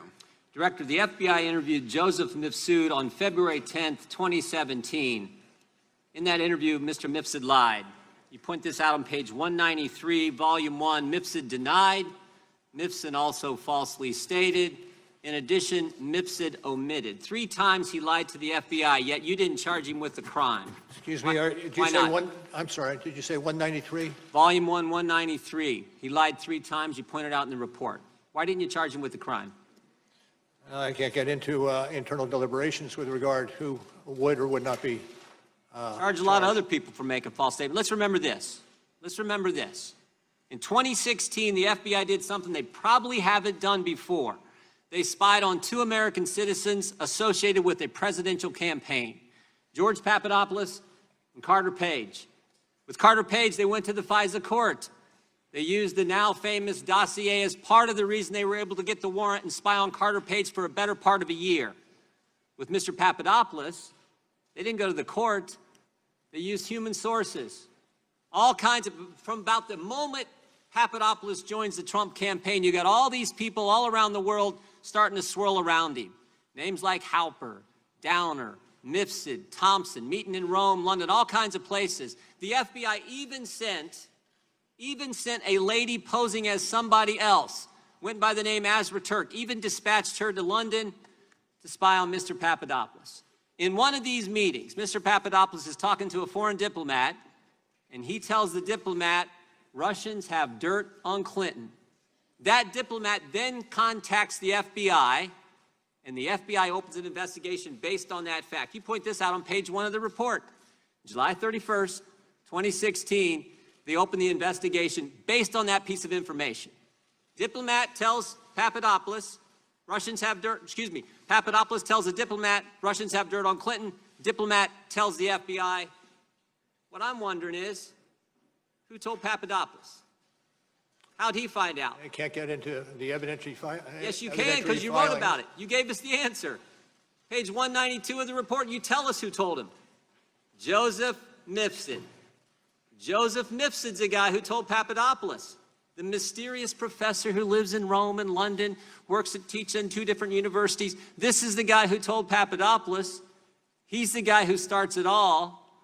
And when the FBI interviews him, he lies 3 times, and yet you don't charge him with a crime. You charge Rick Gates for false statements. You charge Paul Manafort for false statements. You charge Michael Cohen with false statements. You charge Michael Flynn, a 3-star general, with false statements. But the guy who puts the country through this whole saga, starts it all for 3 years we've lived this now, he lies, and you guys don't charge him. And I'm curious as to why. Well, we can't get into it, and it's obvious, I think, that we can't get into charging decisions. When the FBI interviewed him in February, FBI interviews him in February, when the special counsel's office interviewed Mifsud, did he lie to you guys too? Can't get into that. Did you interview Mifsud? Can't get into that. Is Mifsud Western intelligence or Russian intelligence? Can't get into that. A lot of things you can't get into. What's interesting, you can charge 13 Russians no one's ever heard of, no one's ever seen, no one's ever going to hear of them, no one's ever going to see them. You can charge them. You can charge all kinds of people who are around the president with false statements. But the guy who launches the guy who puts this whole story in motion, you can't charge him.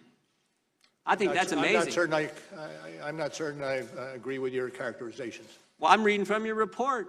Mifsud told Papadopoulos. Papadopoulos tells the diplomat tells the FBI opens the investigation July 31st, 2016, and here we are 3 years later, July of 2019, the country's been put through this, and the central figure who launches it all lies to us, and you guys don't hunt him down and interview him again, and you don't charge him with a crime. Now, here's the good news. Here's the good news. The president was falsely accused of conspiracy. The FBI does a 10-month investigation, and James Comey, when we deposed him a year ago, told us at that point they had nothing. You do a 22-month investigation. At the end of that 22 months, you find no conspiracy. And what's the Democrats want to do? They want to keep investigating. They want to keep going. Maybe a better course of action is to figure out how the false accusation started. Maybe it's to go back and actually figure out why Joseph Mifsud was lying to the FBI. And here's the good news. Here's the good news. That's exactly what Bill Barr's doing. And thank goodness for that. That's exactly what the Attorney General and John Durham are doing. They're going to find out why we went through this three-year saga and get to the bottom of it. The time of the gentleman has expired. In a moment, we will take a very brief 5-minute break. First, I ask everyone in the room to please remain seated and quiet while the witness exits the room. I also want to announce to those in the audience that you may not be guaranteed your seat if you leave the hearing room at this time.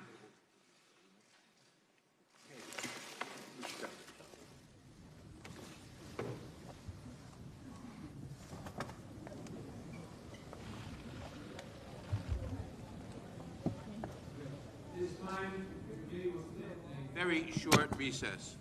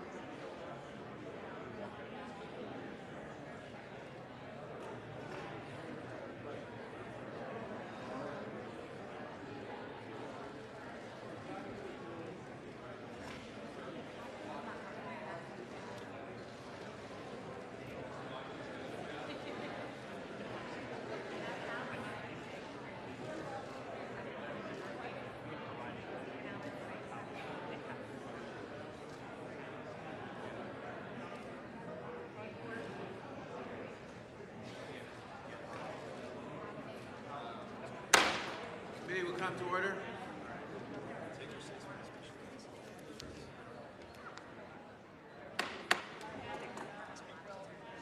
People will please take their seats before the special counsel returns.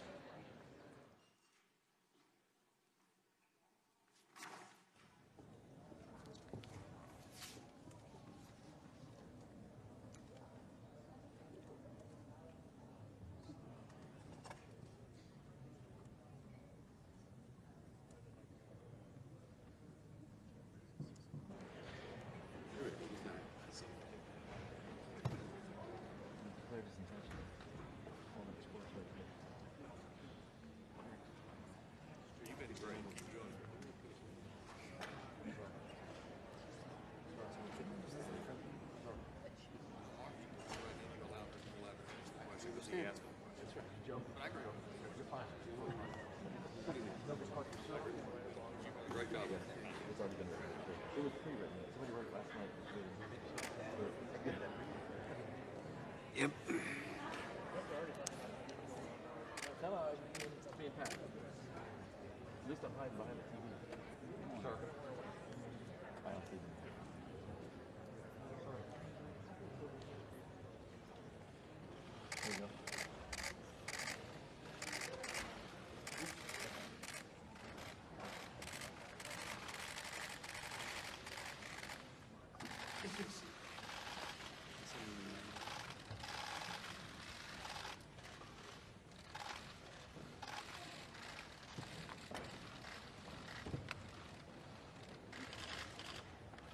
The gentleman from Louisiana, Mr. Richmond. Thank you, Mr. Chairman.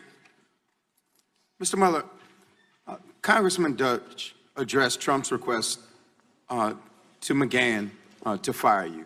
Representative Bass talked about the president's request of McGahn to deny the fact that the president made that request. So I want to pick up where they left off, and I want to pick up with the president's personal lawyer.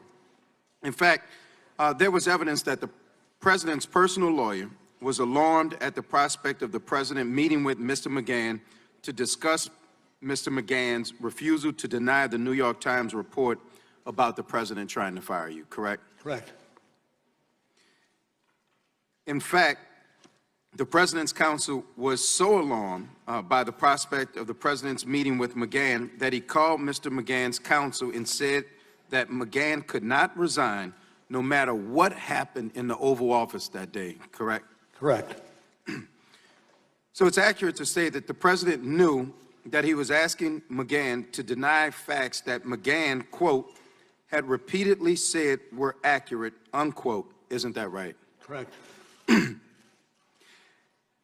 Your investigation also found, quote, by the time of the Oval Office meeting with the president was aware, one, that McGahn did not think the story was false, two, did not want to issue a statement or create a written record denying facts that McGahn believed to be true. The president nevertheless persisted and asked McGahn to repudiate facts that McGahn had repeatedly said were accurate. Isn't that correct? Generally true. I believe that's on page 119. Thank you. In other words, the president was trying to force McGahn to say something that McGahn did not believe to be true. That's accurate. I want to reference you to a slide, and it's on page 120.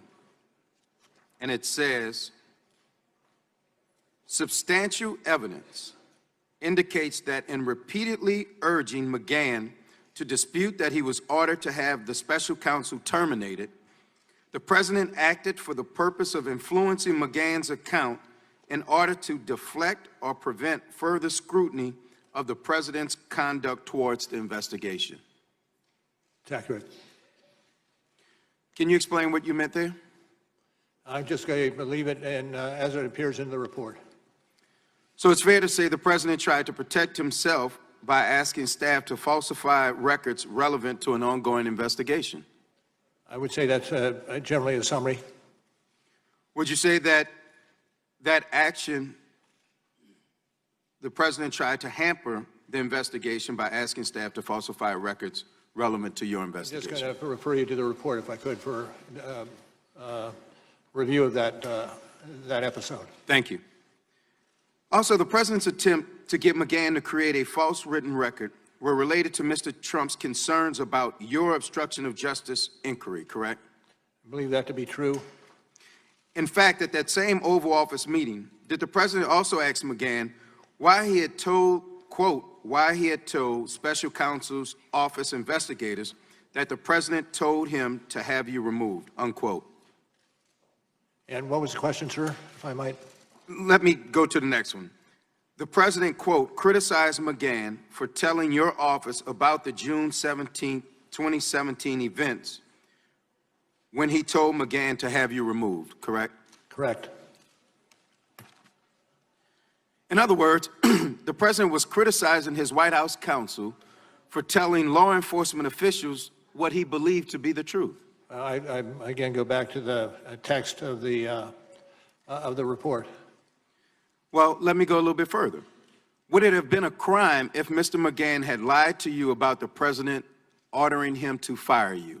I don't want to speculate. Okay. Is it true that you charged multiple people associated with the president for lying to you during your investigation? That is accurate. The president also complained that his staff were taking notes during the meeting about firing McGahn. Is that correct? That's what the report says. Yeah, the report. But in fact, it's completely appropriate for the president's staff, especially his counsels, to take notes during a meeting, correct? Well, I rely on the wording of the report.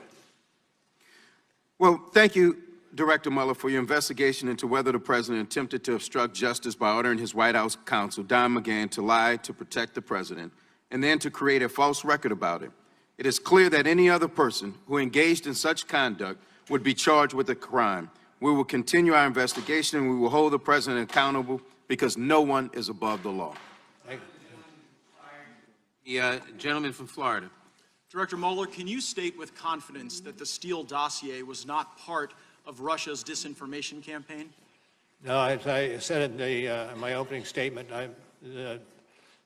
that part of the building of the case predated me, and by at least 10 months. Yeah, I mean, Paul Manafort's alleged crimes regarding tax evasion predated you. You had no problem charging them. And matter of fact, this Steele dossier predated the Attorney General, and he didn't have any problem answering the question. When Senator Cornyn asked the Attorney General the exact question I asked you, Director, the Attorney General said, and I'm quoting, "No, I can't state that with confidence." And that's one of the areas I'm reviewing.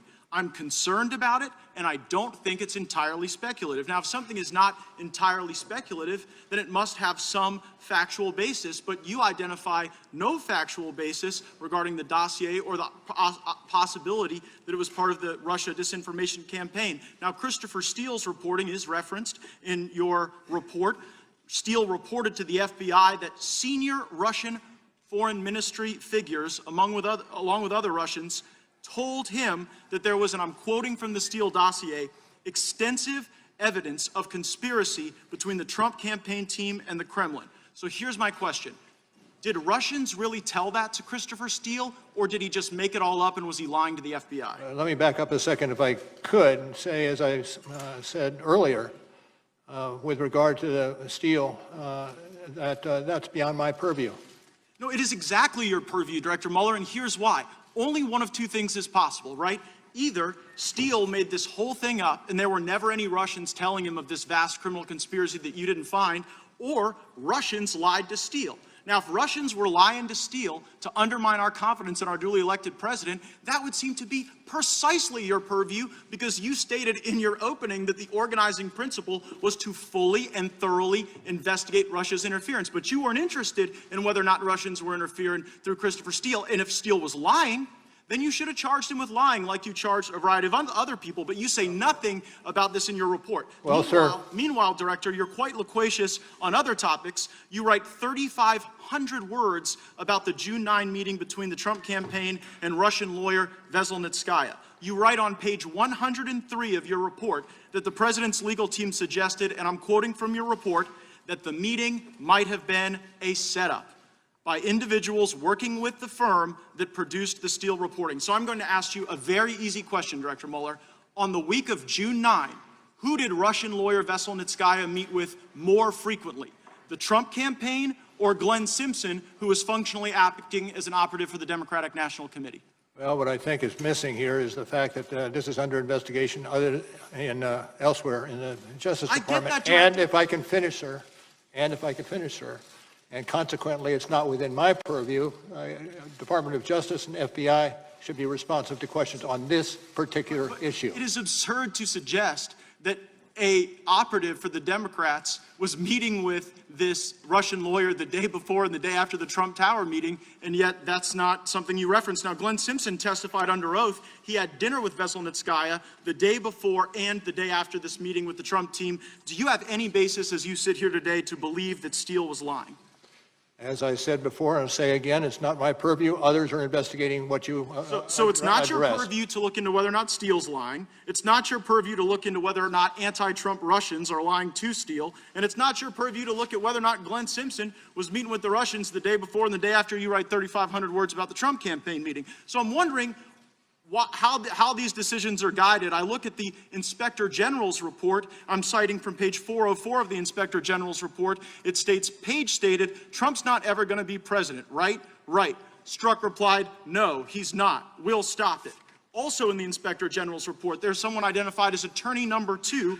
Attorney number 2, this is page 419, replied, hell no, and then added, viva la resistance. Attorney number 2 in the Inspector General's report and Strzok both worked on your team, didn't they? Pardon me? Can you ask? They both worked on your team, didn't they? I know. I heard Strzok. Who else were you talking about? Attorney number 2 identified in the Inspector General's report. Okay.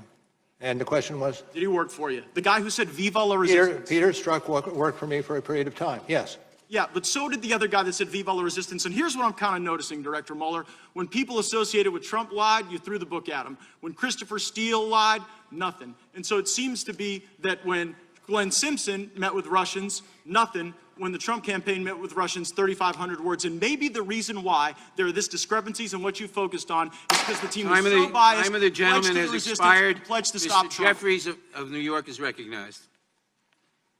Mr. Mueller, obstruction of justice is a serious crime that strikes at the core of an investigator's effort to find the truth, correct? Correct. The crime of obstruction of justice has 3 elements, true? True. The first element is an obstructive act, correct? Correct. An obstructive act could include taking an action that would delay or interfere with an ongoing investigation as set forth in Volume 2, page 87 and 88 of your report, true? I'm sorry, could you again repeat the question? An obstructive act could include taking an action that would delay or interfere with an ongoing investigation. That's true. Your investigation found evidence that President Trump took steps to terminate the special counsel, correct? Correct. Mr. Mueller, does ordering the termination of the head of a criminal investigation constitute an obstructive act? That would be, Let me refer you to the report. Let me refer you to page 87 and 88 of Volume 2, where you conclude the attempt to remove the special counsel would qualify as an obstructive act if it would naturally obstruct the investigation and any grand jury proceedings that might flow from the inquiry, correct? Yes, I've got that now. Thank you. Thank you. The second element of obstruction of justice is the presence of an obstructive act in connection with an official proceeding. True? True. Does the special counsel's criminal investigation into the potential wrongdoing of Donald Trump constitute an official proceeding? And that's an area which I cannot get into. Okay. President Trump tweeted on June 16, 2017, quote, I am being investigated for firing the FBI director by the man who told me to fire the FBI director, witch hunt. The June 16 tweet just read was cited on page 89 in Volume 2, constitutes a public acknowledgement by President Trump that he was under criminal investigation, correct? I think generally correct. One day later, on Saturday, June 17th, President Trump called White House counsel Don McGahn at home and directed him to fire the special counsel. True? I believe it to be true. I think we've been I may have stated in response to questions some. That is correct. President Trump told Don McGahn, quote, Mueller has to go, close quote. Correct? Correct.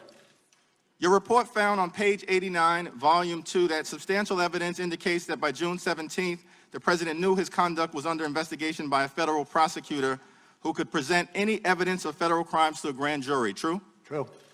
The third element, second element having just been satisfied, the third element of the crime of obstruction of justice is corrupt intent. True? True. Corrupt intent exists if the president acted to obstruct an official proceeding for the improper purpose of protecting his own interests. Correct? That's generally correct.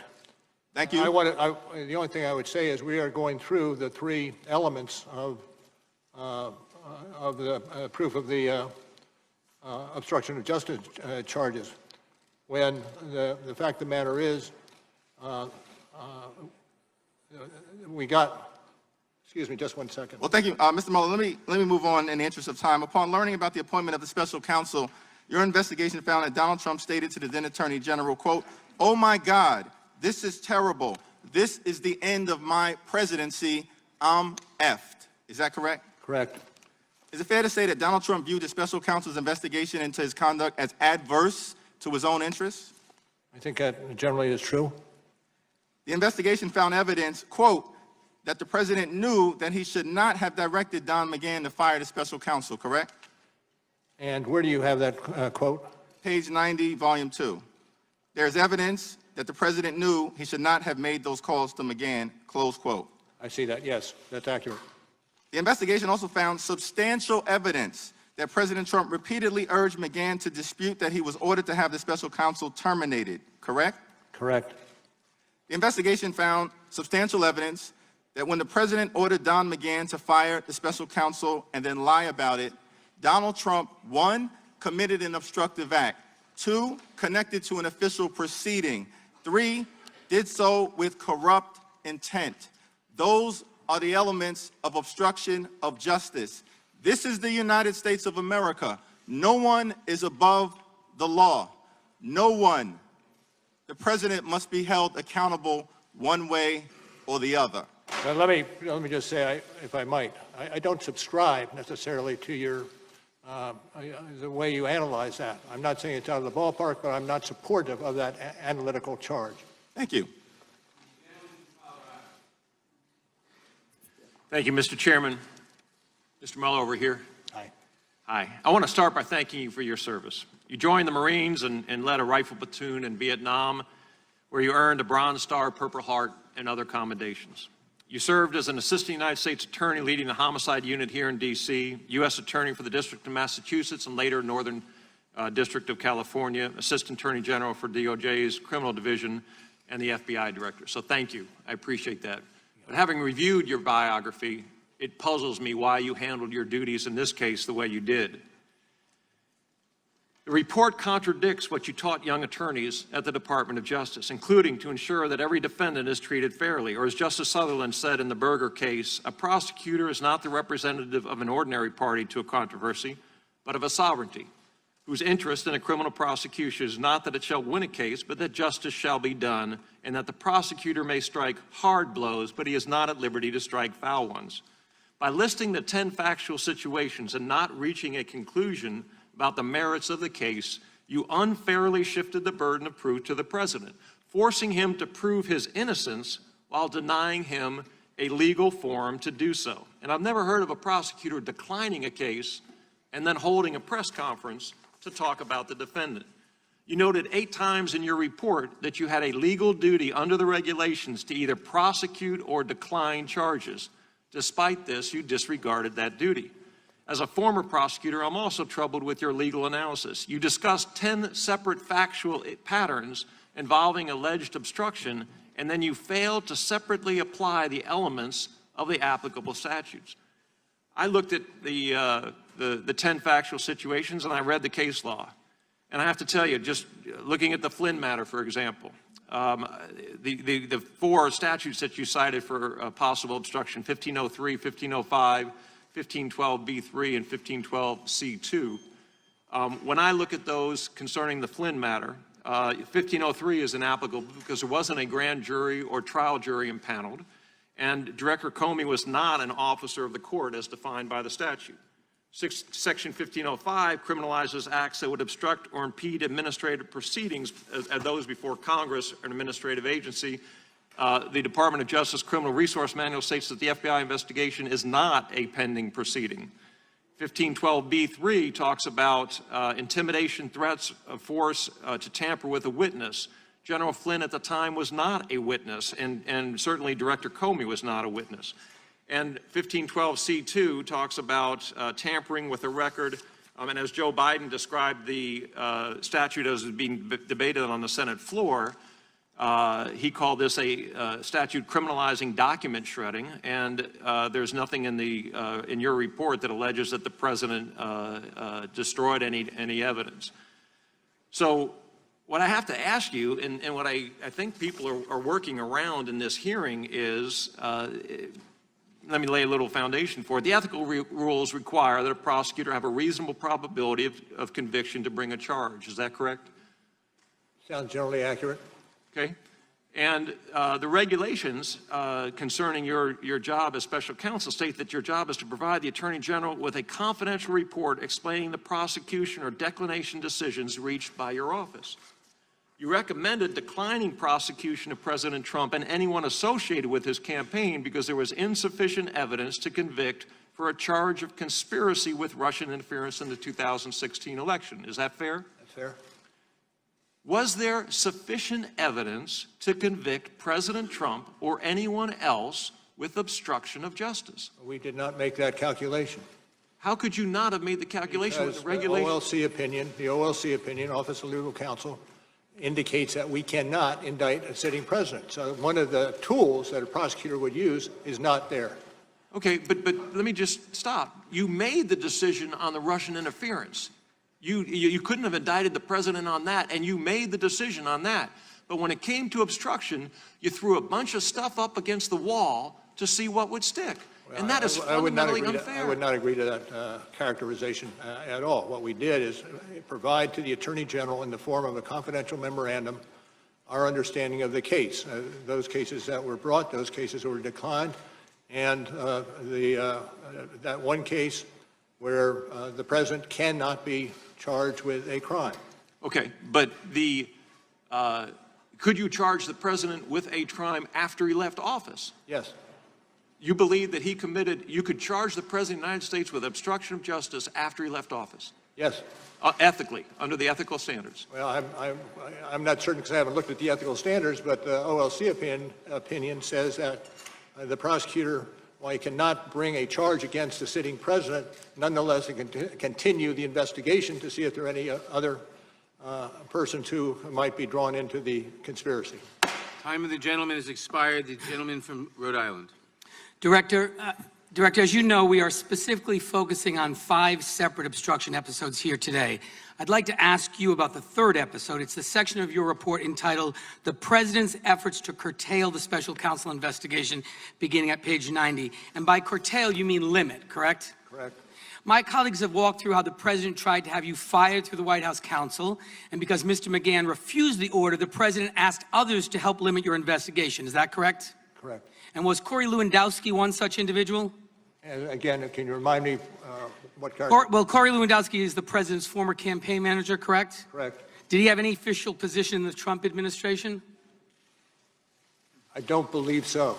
Your report describes an incident in the Oval Office involving Mr. Lewandowski on June 19, 2017, at volume 2, page 91. Is that correct? I'm sorry, what's the citation, sir? Page 91.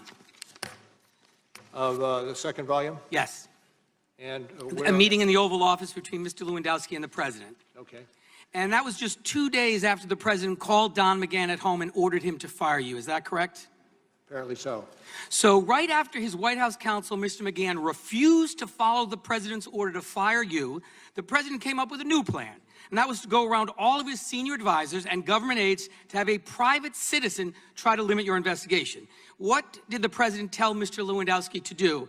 Do you recall he dictated a message to Mr. Lewandowski for Attorney General Sessions and asked him to write it down. Is that correct? True. And did you and your team see this handwritten message? I'm not going to get into what we may or may not have included in our investigation. Okay, the message directed Sessions to give, and I'm quoting from your report, to give a public speech saying that he planned to meet with the special prosecutor to explain this is very unfair and let the special prosecutor move forward with investigating election meddling for future elections. That's at page 91. Is that correct? Yes, I see that. Thank you. Yes, it is. In other words, Mr. Lewandowski, a private citizen, was instructed by the President of the United States to deliver a message from the President to the Attorney General that directed him to limit your investigation, correct? Correct. And at this time, Mr. Sessions was still recused from oversight of your investigation, correct? I'm sorry, could you restate The Attorney that? General was recused from oversight. Yes. So the Attorney General would have had to violate his own department's rules in order to comply with the President's order, correct? Well, I'm not going to get into the subsidiary details. I just refer you again to page 91, 92 of the report. And if the Attorney General had followed through with the President's request, Mr. Mueller, it would have effectively ended your investigation into the President and his campaign, as you note on page 97, correct? Could you... At page 97, you write, and I quote, taken together, the President's directives indicate that Sessions was being instructed to tell the special counsel to end the existing investigation into the President and his campaign, with the special counsel being permitted to move forward with investigating election meddling for future elections. Is that correct? Generally true. Yes, sir. And it's an unsuccessful attempt to obstruct justice is still a crime. Is that correct? That is correct. And Mr. Lewandowski tried to meet with the Attorney General. Is that right? True. And he meet with them in his office so he would be certain there wasn't a public log of the visit. According to what we gathered for the report. And the meeting never happened, and the President raised the issue again with Mr. Lewandowski, and this time he said, and I quote, if Sessions does not meet with you, Lewandowski should tell Sessions he was fired. Correct? Correct.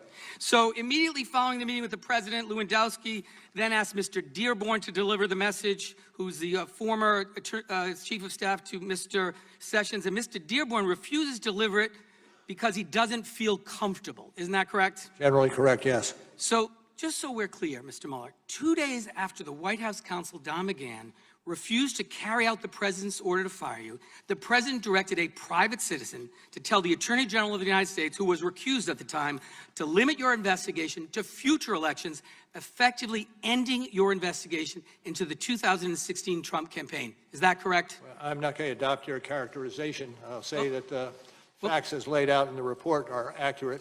Well, Mr. Mueller, in your report, you in fact write at page 97, substantial evidence indicates that the President's effort to have Sessions limit the scope of the special counsel's investigation to future elections interference was intended to prevent further investigative scrutiny of the President and his campaign conduct. Is that correct? Generally. And so, Mr. Mueller, you have seen the letter where 1,000 former Republican and Democratic federal prosecutors have read your report and said anyone but the President who committed those acts would be charged with obstruction of justice. Do you agree with those former colleagues, 1,000 prosecutors who came to that conclusion? Those prosecutors. Thank you, Mr. Chairman. Over here. Thanks. Mr. Mueller, you guys, your team wrote in the report, quote, this is the top of page 2, volume 1, also on page 173, by the way. You said that you'd come to the conclusion that, quote, the investigation did not establish that members of the Trump campaign conspired or coordinated with the Russian government in its election interference activities, close quote. That's an accurate statement, right? That's accurate. And I'm curious, when did you personally come to that conclusion? Can you remind me which paragraph you're referring to? Top of page 2. On 2? Volume 1. Okay. And exactly which paragraph are you looking at on 2? The investigation did not establish. Of course. I see it. Yes. See it? What was your question? My question now is, when did you personally reach that conclusion? Well, we were ongoing for 2 years.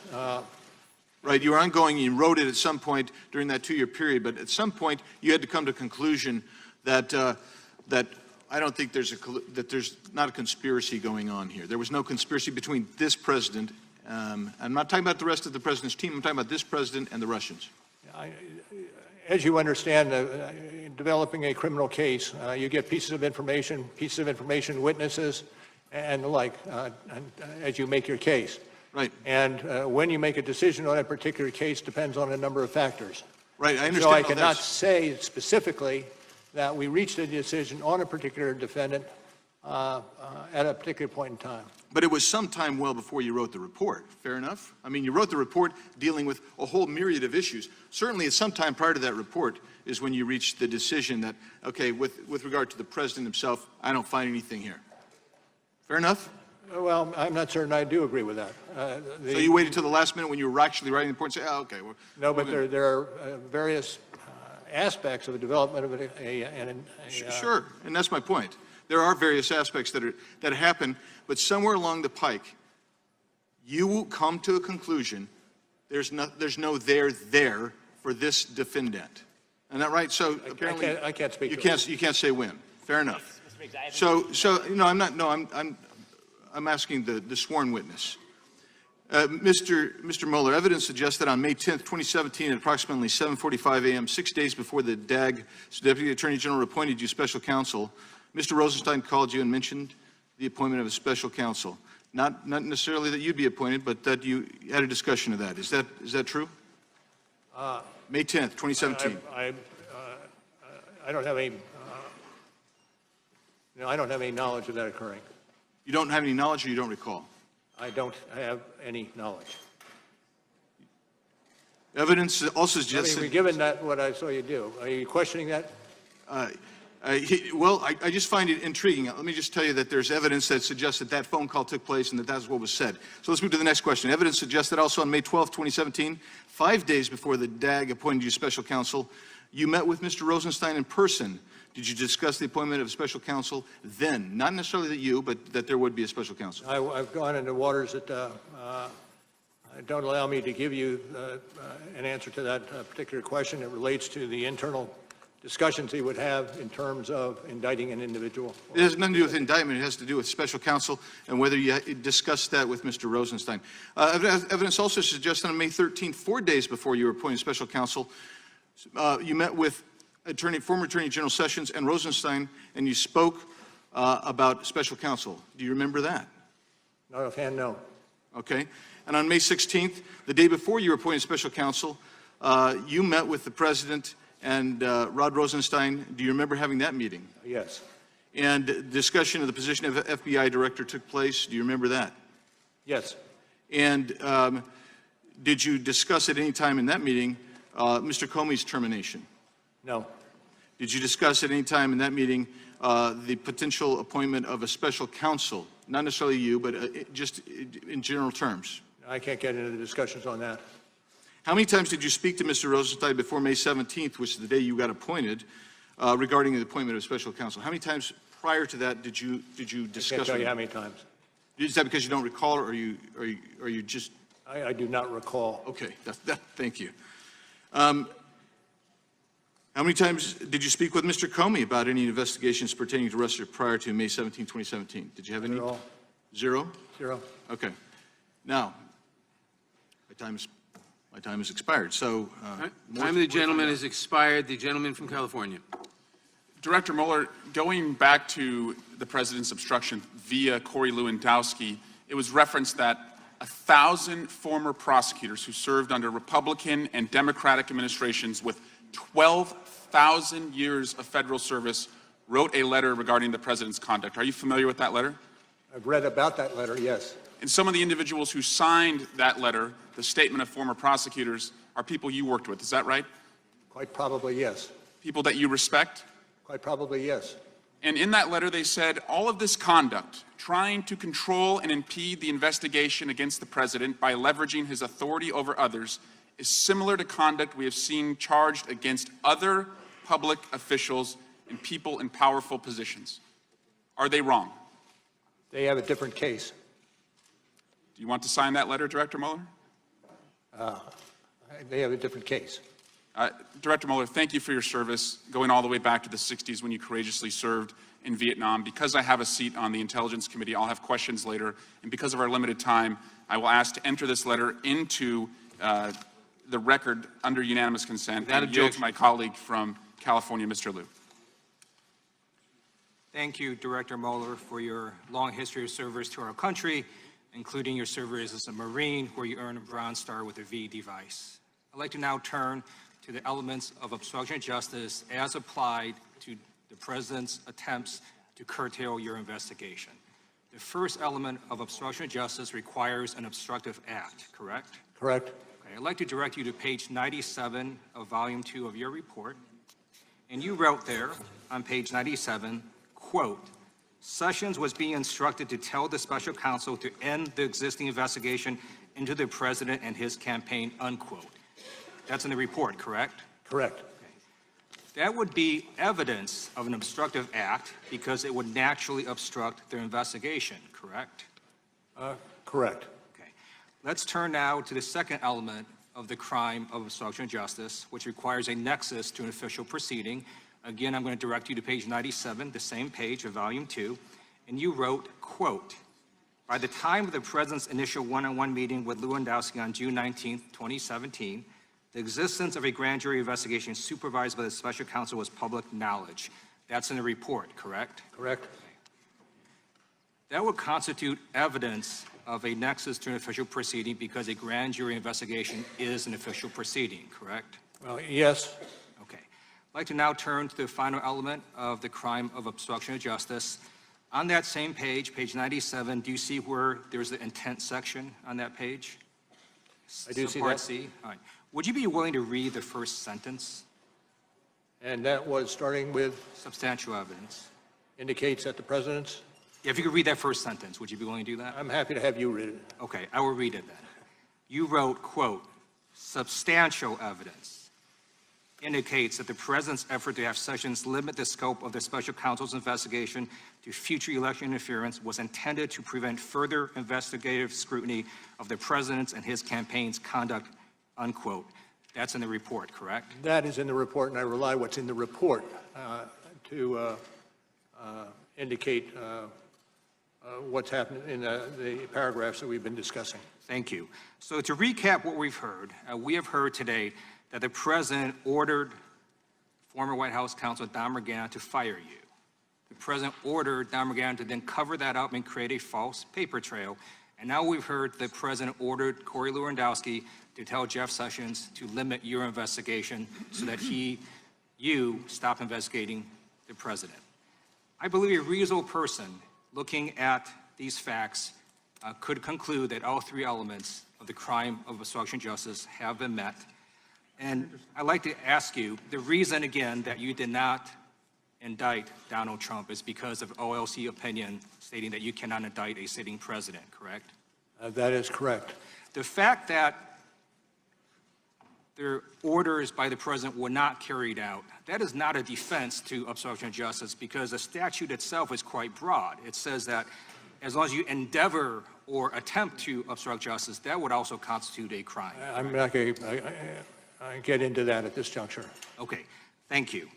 And based on the evidence that we have heard today, I believe a reasonable person could conclude that at least 3 crimes of obstruction of justice by the President occurred. We're going to hear about 2 additional crimes. That would be the witness tamperings of Michael Cohen and Paul Manafort. All that, I yield back. the only thing I want to add is that I'm going through the elements with you does not mean that I subscribe to what you're trying to prove through those elements. The time of the gentleman has expired. The gentlelady from Arizona. I'm sorry, gentleman from California. Thank you, Mr. Chairman. Mueller, over here. Thanks for joining us today. You had 3 discussions with Rod Rosenstein about your appointment as special counsel, May 10th, May 12th, and May 13th, correct? If you say so, I have no reason to dispute that. Then you met with the President on the 16th with Rod Rosenstein present, and then on the 17th, you were formally appointed as special counsel. Were you meeting with the President on the 16th with knowledge that you were under consideration for appointment to special counsel? I did not believe I was under consideration for counsel. I had served 2 terms as FBI director. So the answer is no. And the answer is no. Greg Jarrett describes your office as the team of partisans. And as additional information is coming to light, there's a growing concern that political bias caused important facts to be omitted from your report in order to cast the president unfairly in a negative light. For example, John Dowd, the president's lawyer, leaves a message with Michael Flynn's lawyer on November 17th of 2017, November 2017. The edited version in your report makes it appear that he was improperly asking for confidential information, and that's all we know from your report, except that the judge in the Flynn case ordered the entire transcript released, in which Dowd makes it crystal clear that's not what he was suggesting. So my question is, why did you edit the transcript to hide the exculpatory part of the message? Well, I mean, I certainly would agree with your characterization as we did anything to hide. Well, you omitted it. You quoted the part where he says we need some kind of heads up just for the sake of protecting all of our interests if we can, but you omitted the portion where he says without giving up any confidential information. Well, I'm not going to go further in terms of discussing well, let's go on. You extensively discussed Konstantin Kalemnik's activities with Paul Manafort. You describe him as, quote, a Russian-Ukrainian political consultant and longtime employee of Paul Manafort, assessed by the FBI to have ties to Russian intelligence. And again, that's all we know from your report, except we've since learned from news articles that Kalemnik was actually a U.S. State Department intelligence source, yet nowhere in your report is he so identified. Why was that fact? I don't necessarily credit what you're saying occurred. Were you aware that Kalemnik was I'm not going to go into the ins and outs. I'm not going to go in the ins and outs of what we had in the course in the course of our investigation. Did you interview Konstantin Kalemnik? Pardon? Did you interview Konstantin Kalemnik? I can't go into the discussion of our investigative moves. And yet that is the basis of your report. Again, the problem we're having is we have to rely on your report for an accurate reflection of the evidence, and we're starting to find out that's not true. For example, your report famously links Russian internet troll farms with the Russian government. Yet at a hearing on May 28th in the Concord Management IRA prosecution that you initiated, the judge excoriated both you and Mr. Barr for producing no evidence to support this claim. Why did you suggest Russia was responsible for the troll farms when in court you've been unable to produce any evidence to support it? Well, I'm not going to get into that any further than I already have. But you have left the clear impression throughout the country through your report that it was the Russian government behind the troll farms, and yet when you're called upon to provide actual evidence in court, you fail to do so. Well, I would again dispute your characterization of what occurred in that proceeding. In fact, the judge considered holding prosecutors in criminal contempt. She backed off only after your hastily called press conference the next day in which you retroactively made the distinction between the Russian government and the Russia troll farms. Did your press conference of May 29th have anything to do with the threat to hold your prosecutors in contempt the previous day for publicly misrepresenting the evidence? What was the question? The question is, did your May 29th press conference have anything to do with the fact that the previous day the judge threatened to hold your prosecutors in contempt for misrepresenting evidence? No. Now, the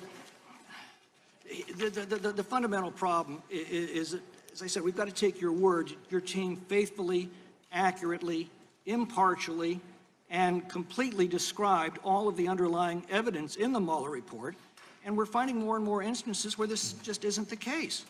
And it's starting to look like, having desperately tried and failed to make a legal case against the president, you made a political case instead. You put it in a paper sack, lit it on fire, dropped it on our porch, rang the doorbell, and ran. I don't think you reviewed a report that is as thorough, as fair, as consistent as the report that we have in front of us. Then why is contradictory Time of the gentleman information has expired. The continuing to come gentleman out? from Maryland is recognized. Director Mueller, let's go to a fourth episode of obstruction of justice in the form of witness tampering, which is urging witnesses not to cooperate with law enforcement, either by persuading them or intimidating them. Witness tampering is a felony punishable by 20 years in prison. You found evidence that the president engaged in efforts, and I quote, to encourage witnesses not to cooperate with the investigation. Is that right? That's correct. Do you have a citation? I'm page 7 on volume 2. Thank you. Now, One of these witnesses was Michael Cohen, the president's personal lawyer, who ultimately pled guilty to campaign violations based on secret hush money payments to two women the president knew, and also to lying to Congress about the hoped-for $1 billion Trump Tower deal. After the FBI searched Cohen's home, the president called him up personally, he said, to check in, and told him to, quote, hang in there and stay strong. Is that right? Do you remember finding that? If it's in the report as stated, yes, it is right. Yes, also in the report, actually, are a series of calls made by other friends of the president. One reached out to say he was with the boss in Mar-a-Lago, and the president said, he loves you. His name is redacted. Another redacted friend called to say, the boss loves you, and a third redacted friend called to say, everyone knows the boss has your back. Do you remember finding that sequence of calls? Generally, yes. When the news, and in fact, Cohen said that following the receipt of these messages, I'm quoting here, page 147 of volume 2, he believed he had the support of the White House if he continued to toe the party line, and he determined to stay on message and be part of the team. That's at page 147. Do you remember generally finding that? Generally, yes. Well, Robert Costello, a lawyer close to the president's legal team, emailed Cohen to say, quote, you are loved, they are in our corner, sleep well tonight, and you have friends in high places. And that's up on the screen, page 147. You remember reporting that. Okay. Now, when the news first broke that Cohen had arranged payoffs to Stormy Daniels, Cohen faithfully stuck to this party line. He said that publicly that neither the Trump Organization nor the Trump campaign was a party to the transaction, and neither reimbursed him. Trump's personal attorney at that point quickly texted Cohen to say, quote, client says thank you for what you do. Mr. Mueller, who is the capital C client thanking Cohen for what he does? I can't speak to that. Okay, the assumption in the context suggests very strongly it's President Trump. I can't speak to that. Okay. Cohen later broke and pled guilty to campaign finance offenses and admitted fully they were made, quote, at the direction of candidate Trump. Do you remember that? Yes. After Cohen's guilty plea, the president suddenly changed his tune towards Mr. Cohen, didn't he? I would say I rely on what's in the report. Well, he made the suggestion that Cohen family members had committed crimes. He targeted, for example, Cohen's father-in-law and repeatedly suggested that he was guilty of committing crimes, right? Generally accurate. Okay. On page 154, you give a powerful summary of these changing dynamics. And you said, I'm happy to have you read it, but I'm happy to do it if not. I have it in front of me. Thank you. Would you like to read it? I would. Can you read it out loud to everybody? I would be happy to have you read it out. Okay, fair. We'll read it at the same time. The evidence concerning this sequence of events could support an inference that the president used inducements in the form of positive messages in an effort to get Cohen not to cooperate, and then turned to attacks and intimidation to deter the provision of information or to undermine Cohen's credibility once Cohen began cooperating. I believe that's accurate. Okay, and in my view, if anyone else in America engaged in these actions, they would have been charged with witness tampering. We must enforce the principle in Congress that you emphasize so well in the very last sentence of your report, which is that in America, no person is so high as to be above the law. I yield back, Mr. Chairman. Thank you, Mr. Chairman. Just recently, Mr. Mueller, you said Mr. Liu was asking you questions. And Mr. Liu's question, I quote, the reason you didn't indict the president is because of the OLC opinion. And you answered, that is correct. But that is not what you said in the report, and it's not what you told Attorney General Barr. And in fact, in a joint statement that you released with DOJ on May 29th, after your press conference, your office issued a joint statement with the Department of Justice that said, the Attorney General has previously stated that the special counsel repeatedly affirmed that he was not saying that but for the OLC opinion, he would have found the president obstructed justice. The special counsel's report in his statement today made clear that the office concluded it would not reach a determination one way or the other whether the president committed a crime. There is no conflict between these statements. So, Mr. Miller, do you stand by your joint statement with DOJ that you issued on May 29th as you sit here today? I would have to look at it more closely before I said I agree with it.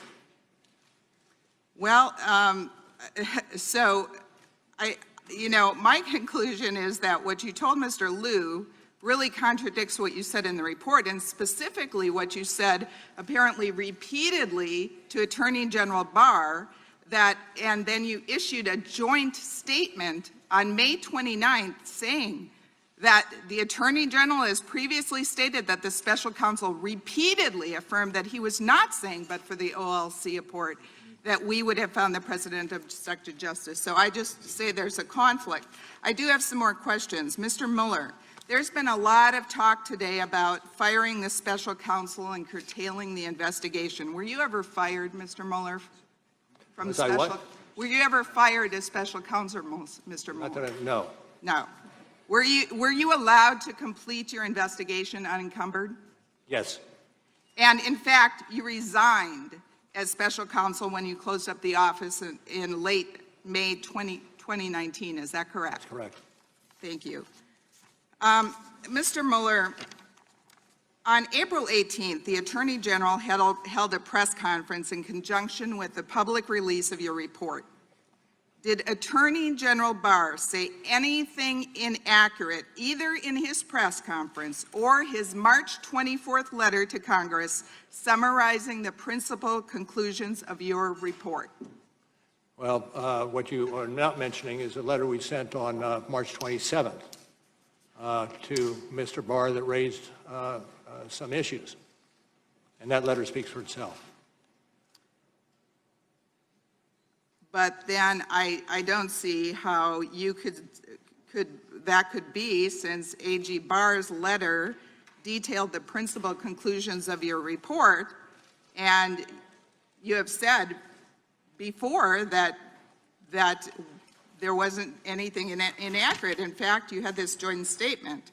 But let me go on to another question. Mr. Mueller, rather than purely relying on the evidence provided by witnesses and documents, I think you relied a lot on media. I'd like to know how many times you cited the Washington Post in your report. How many times I what? Cited the Washington Post in your report. I do not have knowledge of that figure, but that's it. I don't have knowledge of that figure. I counted about 60 times. How many times did you cite the New York Times? I counted. Again, I have no idea. I counted about 75 times. How many times did you cite Fox News? As with the other two, I have no idea. About 25 times. I've got to say, it looks like Volume 2 is mostly regurgitated press stories. Honestly, there's almost nothing in Volume 2 that I couldn't already hear or know simply by having a $50 cable news subscription. However, your investigation cost the American taxpayers $25 million. Mr. Mueller, you cited media reports nearly 200 times in your report. Then in a footnote, a small footnote, number 7, page 15 of volume 2 of your report, you wrote, I quote, "This section summarizes and cites various news stories not for the truth of the information contained in the stories, but rather to place candidate Trump's response to those stories in context. Since nobody but lawyers reads footnotes, are you concerned that the American public took the embedded news stories at Time of the face value?" gentlelady has expired. The gentlelady from Washington. Can Mr. Mueller No. answer the question? No, we're running short on time. I said the gentlelady from Washington. Thank you. Director Mueller, let's turn to the 5th of the obstruction episodes in your report, and that is the evidence of whether President Trump engaged in witness tampering with Trump campaign chairman Paul Manafort, whose foreign ties were critical to your investigation into Russia's interference in our elections. And this starts at volume 2, page 123. Your office got indictments against Manafort and Trump deputy campaign manager Rick Gates in 2 different jurisdictions, correct? Correct. And your office found that after a grand jury indicted them, Manafort told Gates not to plead guilty to any charges because, quote, he had talked to the president president's personal counsel, and they were going to take care of us. Is that correct? That's accurate. And according to your report, one day after Manafort's conviction on 8 felony charges, quote, the president said that flipping was not fair and almost ought to be outlawed. Is that correct? I'm aware of that. In this context, Director Mueller, what does it mean to flip? Have somebody cooperate in a criminal investigation? And how essential is that cooperation to any efforts to combat crime? Well, I'm not going to go beyond that, characterizing that Thank you. effort. In your report, you concluded that President Trump and his personal counsel, Rudy Giuliani, quote, made repeated statements suggesting that a pardon was a possibility for Manafort, while also making it clear that the president did not want Manafort to flip and cooperate with the government, end quote. Is that correct? Correct. And as you stated earlier, witness tampering can be shown where someone with an improper motive encourages another person not to cooperate with law enforcement. Is that correct? Correct. Now, on page 123 of Volume 2, you also discuss the president's motive, and you say that as court proceedings move forward against Manafort, President Trump, quote, discussed with aides whether and in what way Manafort might be cooperating and whether Manafort knew any information that would be harmful to the president, end quote. Is that correct? And that was a quote from? From page 123, Volume 2. I have it. Thank you. Yes. And when someone tries to stop another person from working with law enforcement and they do it because they're worried about what that person will say, it seems clear from what you wrote that this is a classic definition of witness tampering. Now, Mr. Manafort did eventually decide to cooperate with your office, and he entered into a plea agreement, but then he broke that agreement. Can you describe what he did that caused you to tell the court that the agreement was off? I refer you to the court proceedings on that issue.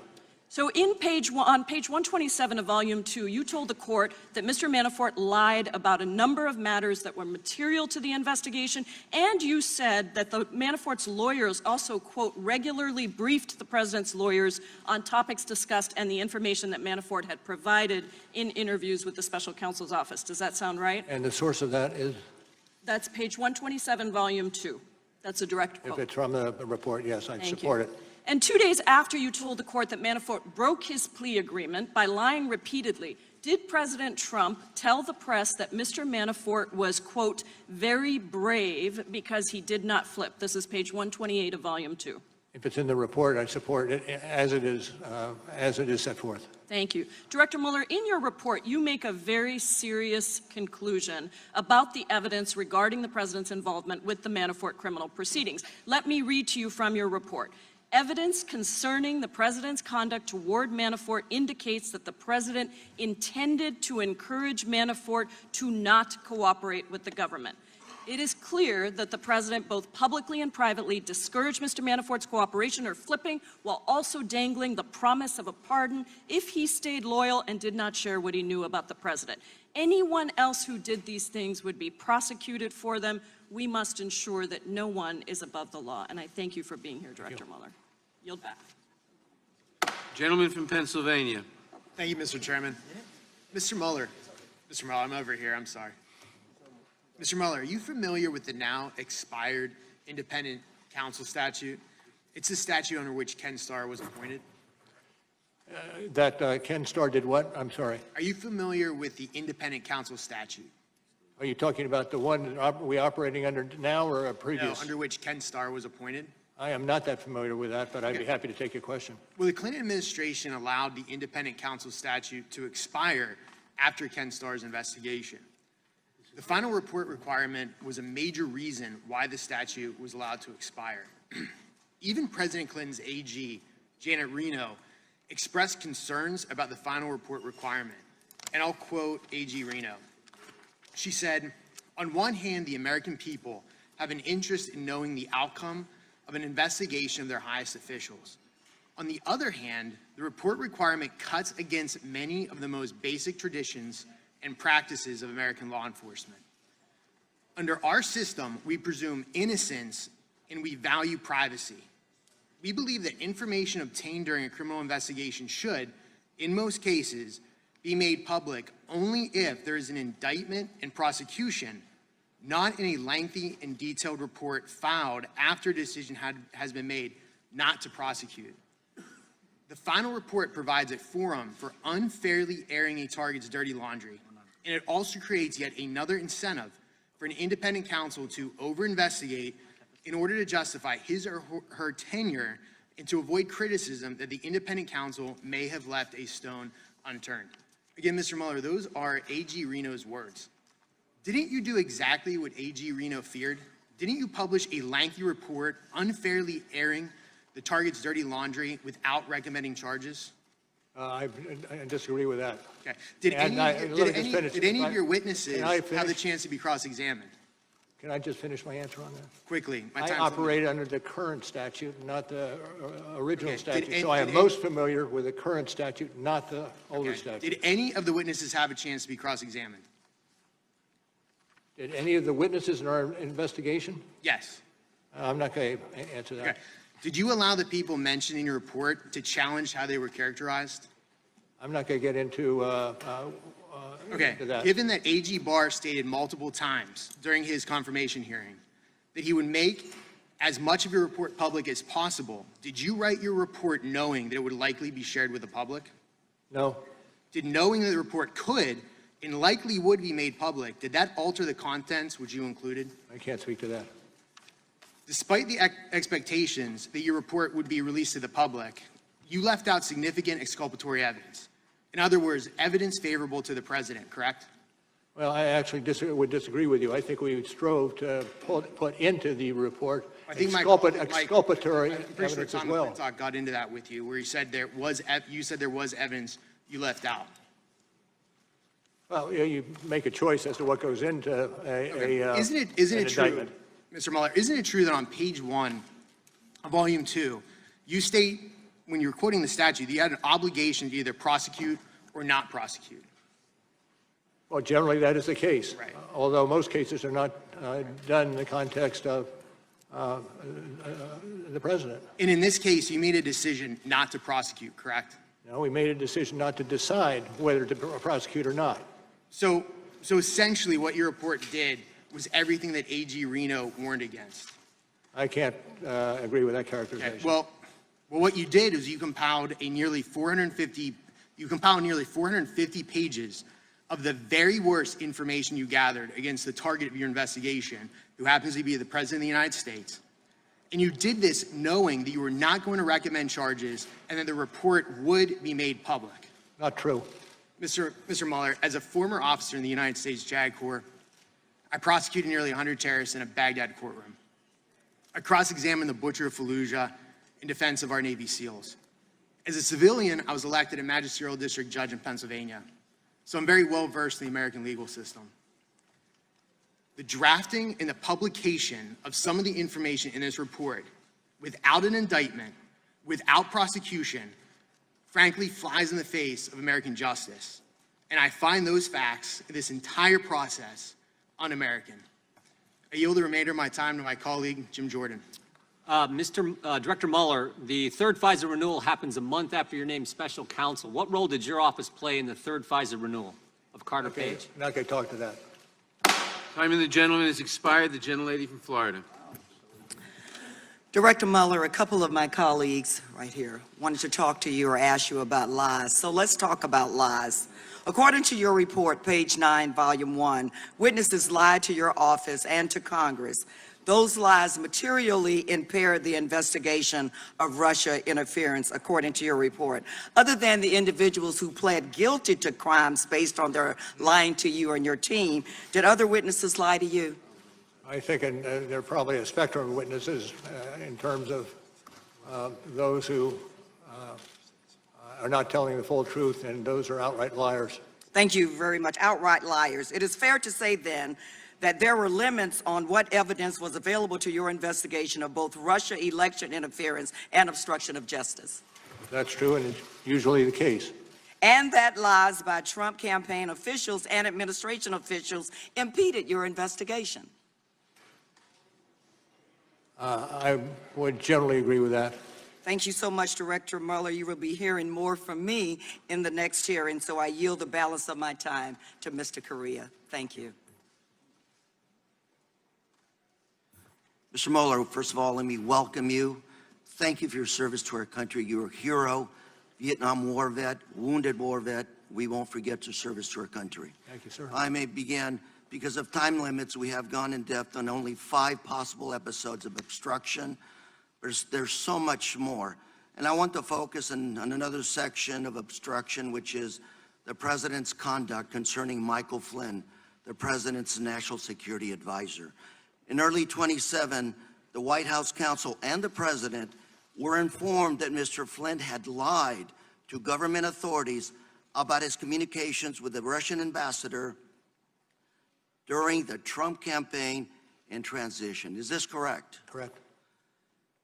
If a hostile nation knows that a U.S. official has lied publicly, that can be used to blackmail that government official, correct? I'm not going to speak to that. I don't disagree with it necessarily, but I'm not going to speak to any more to that issue. Thank you very much, sir. Flynn resigned on February 13, 2016. And the very next day, when the President was having lunch with New Jersey Governor Chris Christie, did the President say, open quotes, "Now that we fired Flynn, the Russia thing is over," close quote. Is that correct? Correct. And is it true that Christie responded by saying, open quotes, "No way, and this Russia thing is far from over," close quote? That's the way we have it in the report. Thank you. And after President met with Christie, later that same day, the President arranged to meet with then FBI Director James Comey, alone in the Oval Office, correct? Correct, particularly if you have the citation to the report. Page 3940, Volume 2. Thank you very much. And according to Comey, the President told him, "I hope," open quote, "I hope you can see your way to letting this thing go, to letting Flynn go. He's a good guy, and I hope you can let it go," close quote. Page 40, Volume 2. Accurate. What did Comey understand the President to be asking? I'm not going to get into what was in Mr. Comey's mind. Comey understood this to be a direction because of the President's position and the circumstances of the one-to-one meeting. Page 40, Volume 2. Well, I understand it's in the report, and I support it as being in the report. Thank you, sir. Even though the President publicly denied telling Comey to drop the investigation, you found, open quote, substantial evidence corroborating Comey's account over the President's. Is this correct? That's correct. The President fired Comey on May 9th. Is that correct, sir? I believe that's the accurate date. That's page 77, Volume 2. You found substantial evidence that the catalyst for the President's firing of Comey was Comey's, open quote, unwillingness to publicly state that the President was not personally under investigation. I'm not going to delve more into the details of what happened. If it's in the report, then I'm supportive because it's already been reviewed and appropriately appears in the report. And that's page 75, Volume 2. Thank you. Thank you. And in fact, the very next day, the President told the Russian foreign minister, open quote, "I just fired the head of the FBI. He was crazy, a real nut job. I face great pressure because of Russia. That's taken off. I'm not under investigation," close quote. Is that correct? That's what was written in the report, yes. Time of the gentleman has expired. Thank you, sir. Gentleman from Virginia. Thank you, Mr. Chairman. Mr. Mueller, we've heard a lot about what you're not going to talk about today, so let's talk about something that you should be able to talk about, the law itself, the underlying obstruction statute, and your creative legal analysis of the statutes in Volume 2, particularly your interpretation of 18 U.S.C. 1512C. Section 1512C is an obstruction of justice statute created as part of auditing and financial regulations for public companies, and as you write on page 164 of Volume 2, this provision was added as a floor amendment in the Senate and explained as closing a certain loophole with respect to document shredding. And to read the statute, whoever corruptly alters, destroys, mutilates, or conceals a record, document, or other object, or attempts to do so with the intent to impair the object's integrity or availability for use in an official proceeding, or otherwise obstructs, influences, or impedes any official proceeding or attempts to do so, shall be fined under this statute or imprisoned not more than 20 years or both. Your analysis and application of the statute proposes to give Clause C2 a much broader interpretation than commonly used. First, your analysis proposes to read Clause C2 in isolation, reading it as a freestanding, all-encompassing provision prohibiting any act influencing a proceeding if done with an improper motive. And second, your analysis of the statute to apply this proposes to apply this sweeping prohibition to lawful acts taken by public officials exercising their discretionary powers if those acts influence a proceeding. So, Mr. Mueller, I'd ask you, in analyzing the obstruction, you state that you recognize that the Department of Justice and the courts have not definitively resolved these issues, correct? Correct. You'd agree that not everyone in the Justice Department agreed with your legal theory of the obstruction of justice statutes, correct? I'm not going to be involved in the discussion on that at this juncture. In fact, the Attorney General himself disagrees with your interpretation of the law, correct? I leave that to the Attorney General to identify. And you would agree that prosecutors sometimes incorrectly apply the law, correct? I would have to agree with that one. Yes. And members of your legal team, in fact, have had convictions overturned because they were based on an incorrect legal theory, correct? I don't know to what you advert. We've all who spent time in the trenches trying cases have not won every one of those cases. Well, let me ask you about one in particular. One of your top prosecutors, Andrew Weissman, obtained a conviction against auditing firm Arthur Anderson, lower court, which was subsequently overturned in a unanimous Supreme Court decision that rejected the legal theory advanced by Weissman, correct? Well, I'm not going to delve into Let me read from that. Maybe it'll May I just refresh your memory. finish? May I just finish Yes. my answer to say that I'm not going to get involved in a discussion on that. I will refer you to that citation that you gave me at the outset for the lengthy discussion on just what you're talking about, and to the extent that I have anything to say about it, it is what we've already put into the report on that And issue. I am reading from your report when discussing this section, and I'll read from the decision of the Supreme Court unanimously reversing Mr. Weissman when he said, indeed, it's striking how little culpability the instructions required. For example, the jury was told that even if petitioner honestly and sincerely believed his conduct was lawful, the jury could convict. The instructions also diluted the meaning of corruptly such that it covered innocent conduct. Well, let me just say, put in a word for Let me move on. I have limited time. Your report takes the broadest possible reading of this provision and applying it to the President's official acts, and I'm concerned about the implications of your theory for over-criminalizing conduct by public officials and private citizens alike. So to emphasize how broad your theory of liability is, I want to ask you about a few examples. On October 11th, 2015, during the FBI investigation into Hillary Clinton's use of a private email server, President Obama said, "I don't think it posed a national security problem." And he later said, "I can tell you that this is not a situation in which America's national security was endangered." Assuming for a moment that his comments did influence the investigation, couldn't President Obama be charged under your interpretation with obstruction of justice? Well, again, I refer you to the report, but let me say with Andrew Weissman, who is one of the more talented attorneys that we have and have on board. Okay, well, I'll take that as over a period of time. He has run a number of units. I have very limited time. In August 2015, a very senior DOJ official called FBI Deputy Director Andrew McCabe, expressing concern that FBI agents were still openly pursuing the Clinton Foundation probe. The DOJ official was apparently very pissed off, quote unquote. McCabe questioned this official, asking, "Are you telling me I need to shut down a validly predicated investigation?" To which the official replied, "Of course not." This seems to be a clear example of somebody within the executive branch attempting to influence an FBI investigation. So under your theory, couldn't that person be charged with obstruction as long as a prosecutor could come up with a potentially corrupt motive? I refer you to our lengthy dissertation on exactly those issues that appears in at the end of the report. Mr. Mueller, I'd argue that it says above the Supreme Court, equal justice under law. Time of the gentleman has expired. Not stretched. Our intent was to conclude this hearing in 3 hours. Given the break, that would bring us to approximately 11:40. With Director Mueller's indulgence, we will be asking our remaining Democratic members to voluntarily limit their time below the 5 minutes so that we can complete our work as close to that time frame as possible. And I recognize the gentlelady from Pennsylvania. Thank you, Director Mueller. I want to ask you some questions about the President's statements regarding advanced knowledge of the WikiLeaks dumps. So the President refused to sit down with your investigators for an in-person interview, correct? Correct.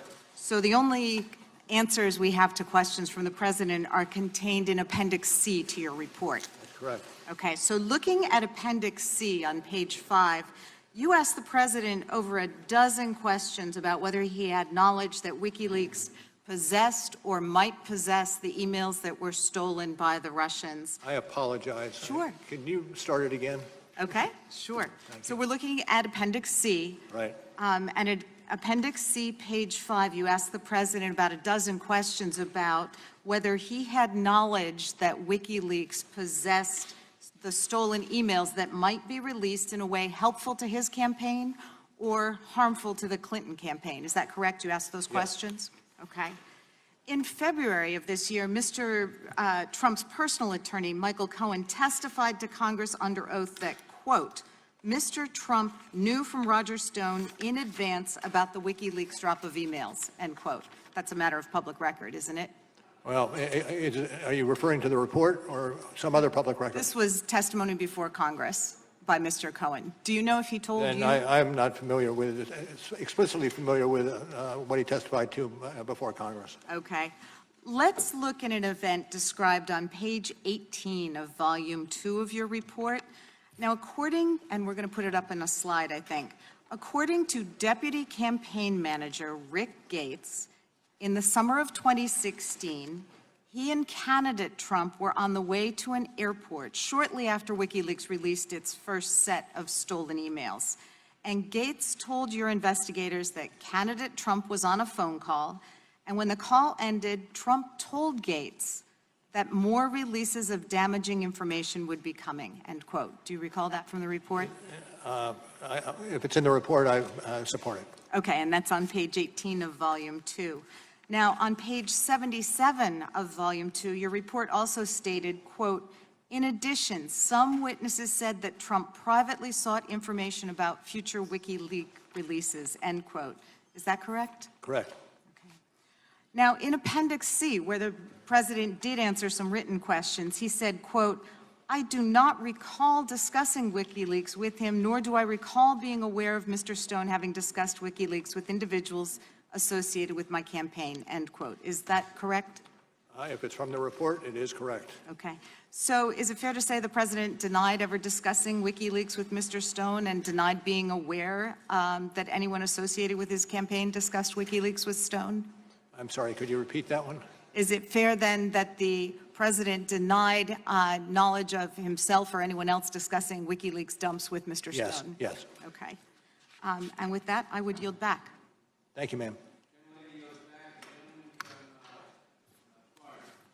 Thank you, Mr. Chair. Mr. Mueller, over here. Mr. Mueller, did you indeed interview for the FBI director job one day before you were appointed as special counsel? My understanding, I was not applying for the job.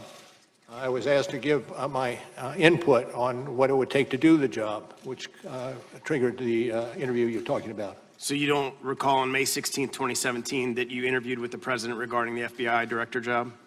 I interviewed with the president, and Regarding the FBI director job? It was about the job and not about me applying for the job. So your statement here today is that you didn't interview to apply for the FBI director job? That's correct. So did you tell the vice president that the FBI director position would be the one job that you would come back for? Don't recall that one. You don't recall that? No. Okay.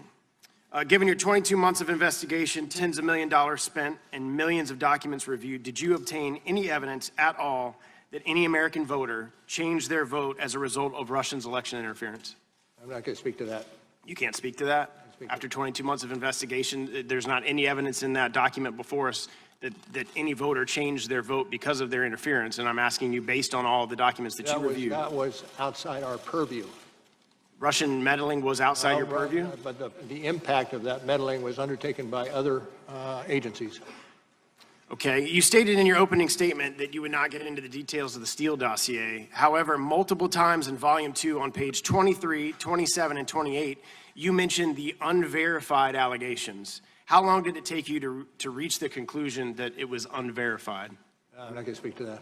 It's actually in your report multiple times that it's unverified, and you're telling me that you're not willing to tell us how you came to the conclusion that it was unverified. True. When did you become aware that the unverified Steele dossier was included in the FISA application to spy on Carter Page? I'm sorry, what was the question?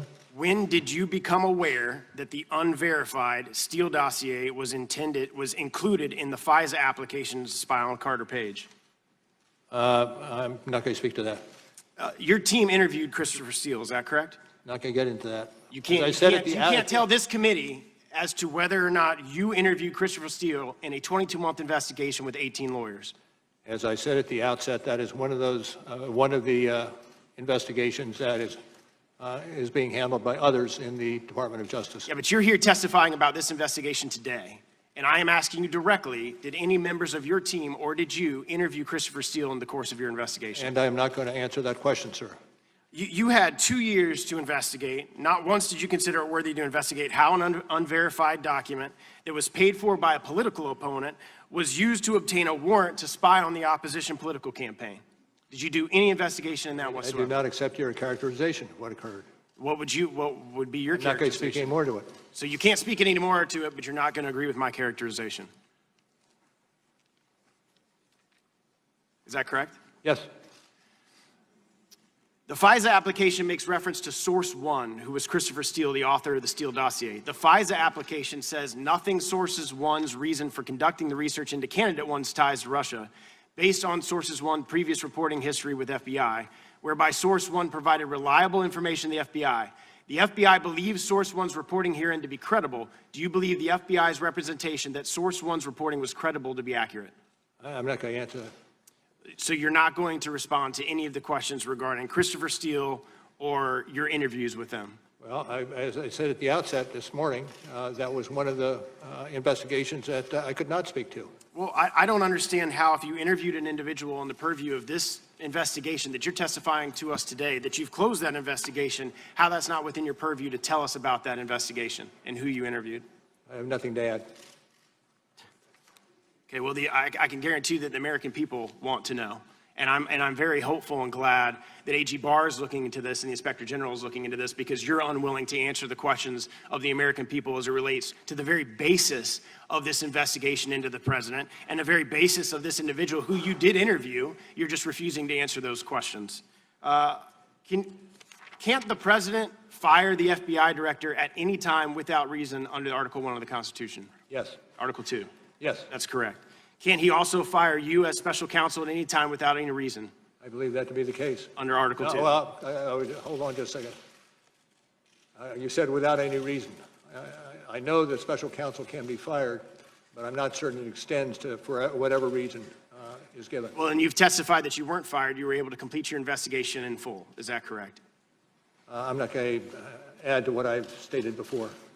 My time's expired. Gentleman's time has expired. The gentlelady from Pennsylvania. From Texas. Thank you, Mr. Chairman, and thank you, Mr. Mueller, for being with us close to the afternoon now. Director Mueller, now I would like to ask you about the president's answers relating to Roger Stone. Roger Stone was indicted for multiple federal crimes, and the indictment alleges that Mr. Stone discussed future WikiLeaks email releases with the Trump campaign. Understanding there's a gag order on the Stone case, I will keep my questions restricted to publicly available information. Mr. Stone's indictment... Let me just say at the outset, I don't mean to disrupt you, but I'm not... I would like some demarcation of that which is applicable to this, but also in such a way that it does not hinder the other prosecution that is taking place in D.C. I understand that. I'm only going to be talking about the questions that you asked in writing to the president. Thank you, ma'am. That relate to Mr. Stone. Mr. Stone's indictment states, among other things, the following, quote, Stone was contacted by senior Trump officials to inquire about future releases of Organization One being WikiLeaks. The indictment continues, quote, Stone thereafter told the Trump campaign about potential future releases of damaging material by WikiLeaks.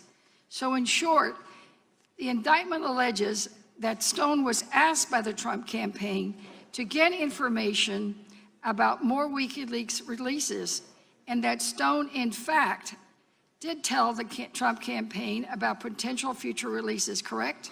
Yes, ma'am, but I see you're quoting from the indictment, and even though the indictment is a public document, I feel uncomfortable discussing anything having to do with the Stone prosecution. Right, the indictment is of record, and we pulled it off of the, I'm reading straight from it. Well, turning back to the President's answers to your questions, Dan, on this very subject, the President denied ever discussing future WikiLeaks releases with Stone and denied knowing whether anyone else on his campaign had those discussions with Stone. If you had learned that other witnesses, putting aside the President, if other witnesses had lied to you investigators in response to Pacific's questions, whether in writing or in an interview, could they be charged with false statement crimes? Well, I'm not going to speculate. I think you're asking for me to speculate, given a set of circumstances. Well, let's put it more specific. What if I had made a false statement to an investigator on your team? Could I go to jail for up to 5 years? Yes. Yes. Although it's Congress, so. Well, that's the point, though, isn't it? That no one is above the law. That's true. Not you, not the Congress, and certainly not the President. And I think it's just troubling to have to hear some of these things. And that's why the American people deserve to learn the full facts of the misconduct described in your report, for which any other person would have been charged with crimes. So thank you for being here. And again, the point has been underscored many times, but I'll repeat it. No one is above the law. Thank you. Thank you, ma'am. The gentleman from North Dakota is recognized. Mr. Mueller, how many people did you fire? How many people on your staff did you fire during the course of the investigation? How many people did you fire? I'm not going to discuss that. You fired, according to the Inspector General's report, attorney number 2 was let go, and we know Peter Strzok was let go, correct? Yes, and there may have been other persons on other issues that have been either transferred or fired. Peter Strzok testified before this committee on July 12, 2018, that he was fired because you were concerned about preserving the appearance of independence. Do you agree with this testimony? Say that again, if you could. He said he was fired at least partially because you were worried about concerned about preserving the appearance of independence with the special counsel's investigation. Do you agree with that statement? The statement was by whom? Peter Strzok at this hearing. And I am not familiar with that. Did you fire him because you were worried about the appearance of independence of the investigation? No, he was transferred as a result of instances involving texts. Do you agree that your office did not only have an obligation to operate with independence, but to operate with the appearance of independence as well? Absolutely. We strove to do that over the 2 years. Andrew Weissman? Part of that was making certain that. Andrew Weissman's one of your top attorneys? Yes. Did Weissman have a role in selecting other members of your team? He had some role, but not a major role. Andrew Weissman attended Hillary Clinton's election night party. Did you know that before or after he came onto the team?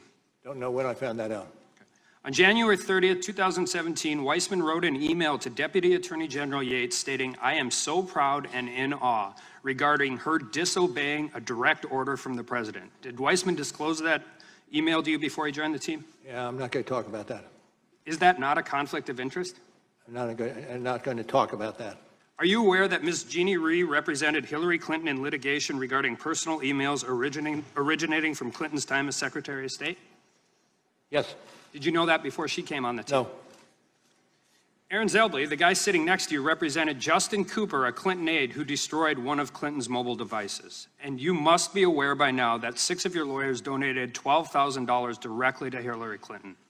I'm not even talking about the $49,000 they donated to other Democrats, just the donations to the opponent who was the target of your investigation. Can I speak for a second to the hiring practices? Sure. We strove to hire those individuals that could do the job. I've been in this business for almost 25 years, and in those 25 years, I have not had occasion once to ask somebody about their political affiliation. It is not done. What I care about is the capability of the individual to do the job and do the job quickly and seriously and with integrity. But that's what I'm saying, Mr. Mueller. This isn't just about you being able to vouch for your team. This is about knowing that the day you accepted this role, you had to be aware no matter what this report concluded, half of the country was going to be skeptical of your team's findings. And that's why we have recusal laws that define bias and perceive bias for this very reason. 28 United States Code 528 specifically lists not just political conflict of interest, but the appearance of political conflict of interest. It's just simply not enough that you vouch for your team. The interests of justice demand that no perceived bias exists. I can't imagine a single prosecutor or judge that I have ever appeared in front of would be comfortable with these circumstances where over half of the prosecutorial team had a direct relationship to the opponent of the person being investigated. Let me one other fact that I put on the table, and that is we hired 19 lawyers over the period of time. Of those 19 lawyers, 14 of them were transferred from elsewhere in the Department of Justice. Only 5 came from outside. And So we half did of not them had a direct relationship, political or personal, with the opponent of the person you were investigating. And that's my point. I wonder if not a single word in this entire report was changed, but rather the only difference was we switched Hillary Clinton and President Trump. If Peter Strzok had texted those terrible things about Hillary Clinton instead of President Trump, if a team of lawyers worked for, donated thousands of dollars to, and went to Trump's parties instead of Clinton's, I don't think we'd be here trying to prop up an obstruction allegation. My colleagues would have spent the last 4 months accusing your team of being bought and paid for by the Trump campaign, and we couldn't trust a single word of this report. They would still be accusing the president of conspiracy with Russia, and they would be accusing your team of aiding and abetting in with that conspiracy. And with that, I yield back. Gentleman yields back. The gentleman from Colorado. Director Mueller, thank you for your service to our country. I'd like to talk to you about one of the other incidents of obstruction, and that's the evidence in your report showing the president directing his son and his communications director to issue a false public statement in June of 2017 about a meeting between his campaign and Russian individuals at Trump Tower in June of 2016. According to your report, Mr. Trump Jr. was the only Trump associate who participated in that meeting and who declined to be voluntarily interviewed by your office. Is that correct? Yes. Did Mr. Trump Jr. or his counsel ever communicate to your office any intent to invoke his Fifth Amendment right against self-incrimination? I'm not going to answer that. You did pose written questions to the president about his knowledge of the Trump Tower meeting. You also asked him about whether or not he had directed a false press statement. The president did not answer at all that question, correct? I don't have it in front of me. I take your word. I can represent to you that Appendix C, specifically C13, states as much. According to page 100 of Volume 2 of your report, your investigation found that Hope Hicks, the president's communications director, in June of 2017 was shown emails that set up the Trump Tower meeting, and she told your office that she was, quote, shocked by the emails because they looked, quote, really bad. True? Do you have the citation? Sure. It's page 100 of Volume 2. While you're flipping to that page, Director Mueller, I will also tell you that according to page 99 of Volume 2, those emails in question stated, according to your report, that the Crown Prosecutor of Russia had offered to provide the Trump campaign with some official documents and information that would incriminate Hillary and her dealings with Russia as part of Russia and its government's support for Mr. Trump. Trump Jr. responded, if it's what you say, I love it. And he, Kushner, and Manafort met with the Russian attorneys and several other Russian individuals at Trump Tower on June 9th, 2016, end quote, correct? Generally accurate. Isn't it true that Ms. Hicks told your office that she went multiple times to the president to, quote, urge him that they should be fully transparent about the June 9th meeting, end quote, but the president each time said no, correct? Accurate. And the reason was because of those emails, which the president, quote, believed would not leak, correct? Well, I'm not certain how it's characterized, but generally correct. Did the president direct Ms. Hicks to say, quote, only that Trump Jr. took a brief meeting and it was about Russian adoption, end quote, because Trump Jr.'s statement to the New York Times, quote, said too much, according to page 102 of Volume 2. Okay. Correct? Let me just check one thing. Yes. And according to Ms. Hicks, the president still directed her to say the meeting was only about Russian adoption, correct? Yes. Despite knowing that to be untrue. Thank you, Director Mueller. I yield back the balance of my own time. Mr. Mueller, you've been asked over here on the far right, sir. You've been asked a lot of questions here today, and to be frank, you performed as most of us expected. You've stuck closely to your report, and you have declined to answer many of our questions on both sides. As the closer for the Republican side, I know you're glad to get to the close, I want to summarize the highlights of what we have heard and what we know. You spent 2 years and nearly 30 million taxpayer dollars and unlimited resources to prepare a nearly 450-page report, which you describe today as very thorough. Millions of Americans today maintain genuine concerns about your work, in large part because of the infamous and widely publicized bias of your investigating team members, which we now know included 14 Democrats and 0 Republicans. Campaign finance reports later showed that team, excuse me, it's my time. That team of Democrat investigators you hired donated more than $60,000 to the Hillary Clinton campaign and other Democratic candidates. Your team also included Peter Strzok and Lisa Page, which have been discussed today, and they had the lurid text messages that confirmed they openly mocked and hated Donald Trump and his supporters, and they vowed to take him out. Mr. Ratcliffe asked you earlier this morning, quote, can you give me an example other than Donald Trump where the Justice Department determined that an investigated person was not exonerated because their innocence was not conclusively determined, unquote? You answered, I cannot. Sir, that is unprecedented. The President believed from the very beginning that you and your special counsel team had serious conflicts. This is stated in the report and acknowledged by everybody. And yet, President Trump cooperated fully with the investigation. He knew he had done nothing wrong, and he encouraged all witnesses to cooperate with the investigation and produced more than 1.4 million pages of information and allowed over 40 witnesses who were directly affiliated with the White House or his campaign.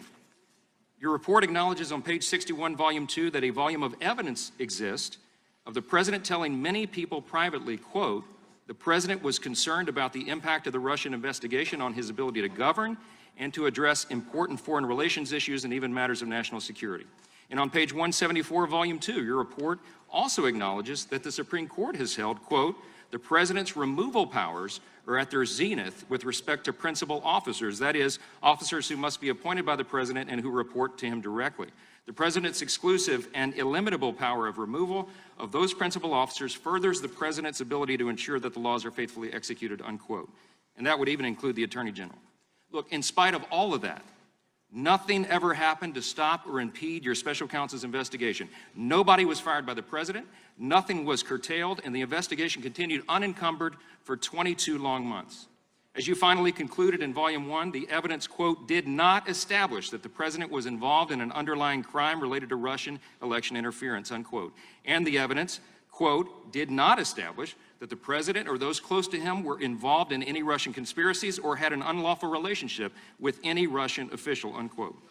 Over those 22 long months that your investigation dragged along, the president became increasingly frustrated, as many of the American people did, with its effects on our country and his ability to govern.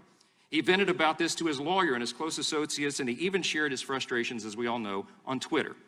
But while the president's social media accounts might have influenced some in the media or the opinion of some of the American people, none of those audiences were targets or witnesses in your investigation. The president never affected anybody's testimony. He never demanded to end the investigation or demanded that you be terminated, and he never misled Congress, the DOJ, or the special counsel. Those, sir, are undisputed facts. There will be a lot of discussion, I predict today, and great frustration throughout the country about the fact that you wouldn't answer any questions here about the origins of this whole charade, which was the infamous Christopher Steele dossier, now proven to be totally bogus, even though it is listed and specifically referenced in your report. But as our hearing is concluding, we apparently will get no comment on that from you. Mr. Mueller, there's one primary reason why you were called here today and by the Democrat majority of our committee. Our colleagues on the other side of the aisle just want political cover. They desperately wanted you today to tell them they should impeach the president. But the one thing you have said very clearly today is that your report is complete and thorough, and you completely agree with and stand by its recommendations and all of its content. Is that right? True. Mr. Mueller, one last important question. Your report does not recommend impeachment, does it? I'm not going to talk about recommendations. It does not conclude that impeachment would be appropriate here, right? I'm not going to talk about that issue. That's one of the many things you wouldn't talk about today, but I think we can all draw our own conclusions. I do thank you for your service to the country, and I'm glad this charade will come to an end soon, and we can get back to the important business of this committee with its broad jurisdiction of so many important issues for the country. With that, I yield back. Gentleman yields back. I want to announce that our intent was to conclude this hearing at around 11:45. All of the Republican members have now asked their questions, but we have a few remaining Democratic members. They will be limiting their questions, so with Director Mueller's indulgence, we expect to finish within 15 minutes. The gentlelady from Georgia is recognized. Thank you, Mr. Chairman, and thank you, Director Mueller. Your investigations of the Russian attack on our democracy and of obstruction of justice were extraordinarily productive. In under 2 years, you charged at least 37 people or entities with crimes. You convicted 7 individuals, 5 of whom were top Trump campaign or White House aides. Charges remain pending against more than 24 Russian persons or entities and against others. Now, let me start with those 5 Trump campaign or administration aides that you convicted.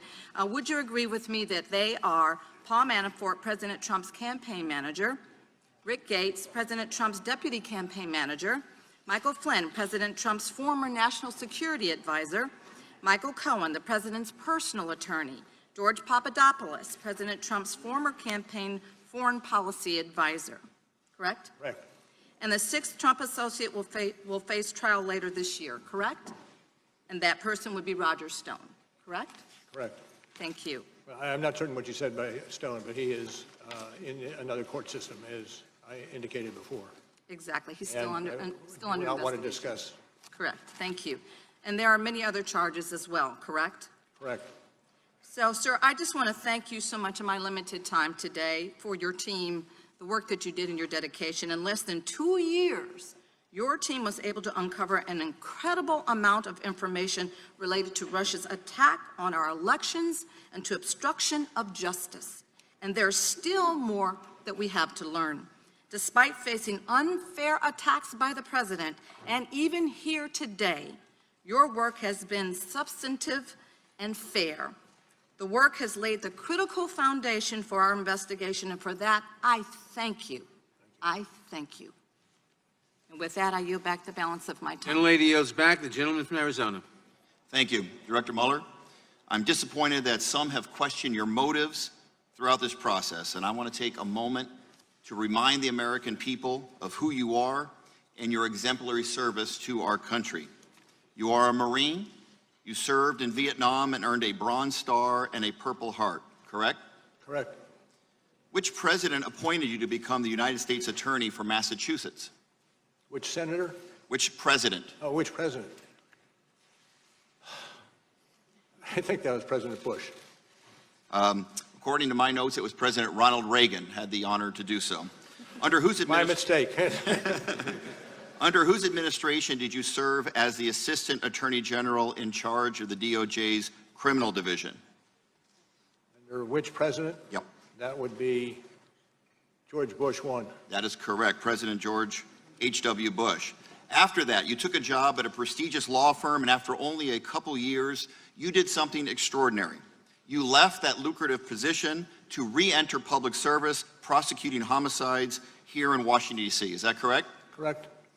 When you were named director of the FBI, which president first appointed you? Bush. And the Senate confirmed you with a vote of 98-0, correct? Surprising. And you were sworn in as director just 1 week before the September 11th attacks. True. You helped to protect this nation against another attack. You did such an outstanding job that when your 10-year term expired, the Senate unanimously voted to extend your term for another 2 years, correct? True. When you were asked in 2017 to take the job as special counsel, the president had just fired FBI Director James Comey. The Justice Department and the FBI were in turmoil. You must have known there would be an extraordinary challenge. Why did you accept? I'm not going to get into that's a little bit off track. Some- it was a challenge, period. Some people have attacked the political motivations of your team, even suggested your investigation was a witch hunt. When you considered people to join your team, did you ever even once ask about their political affiliation? Never once. In your entire career as a law enforcement official, have you ever made a hiring decision based upon a person's political affiliation? No.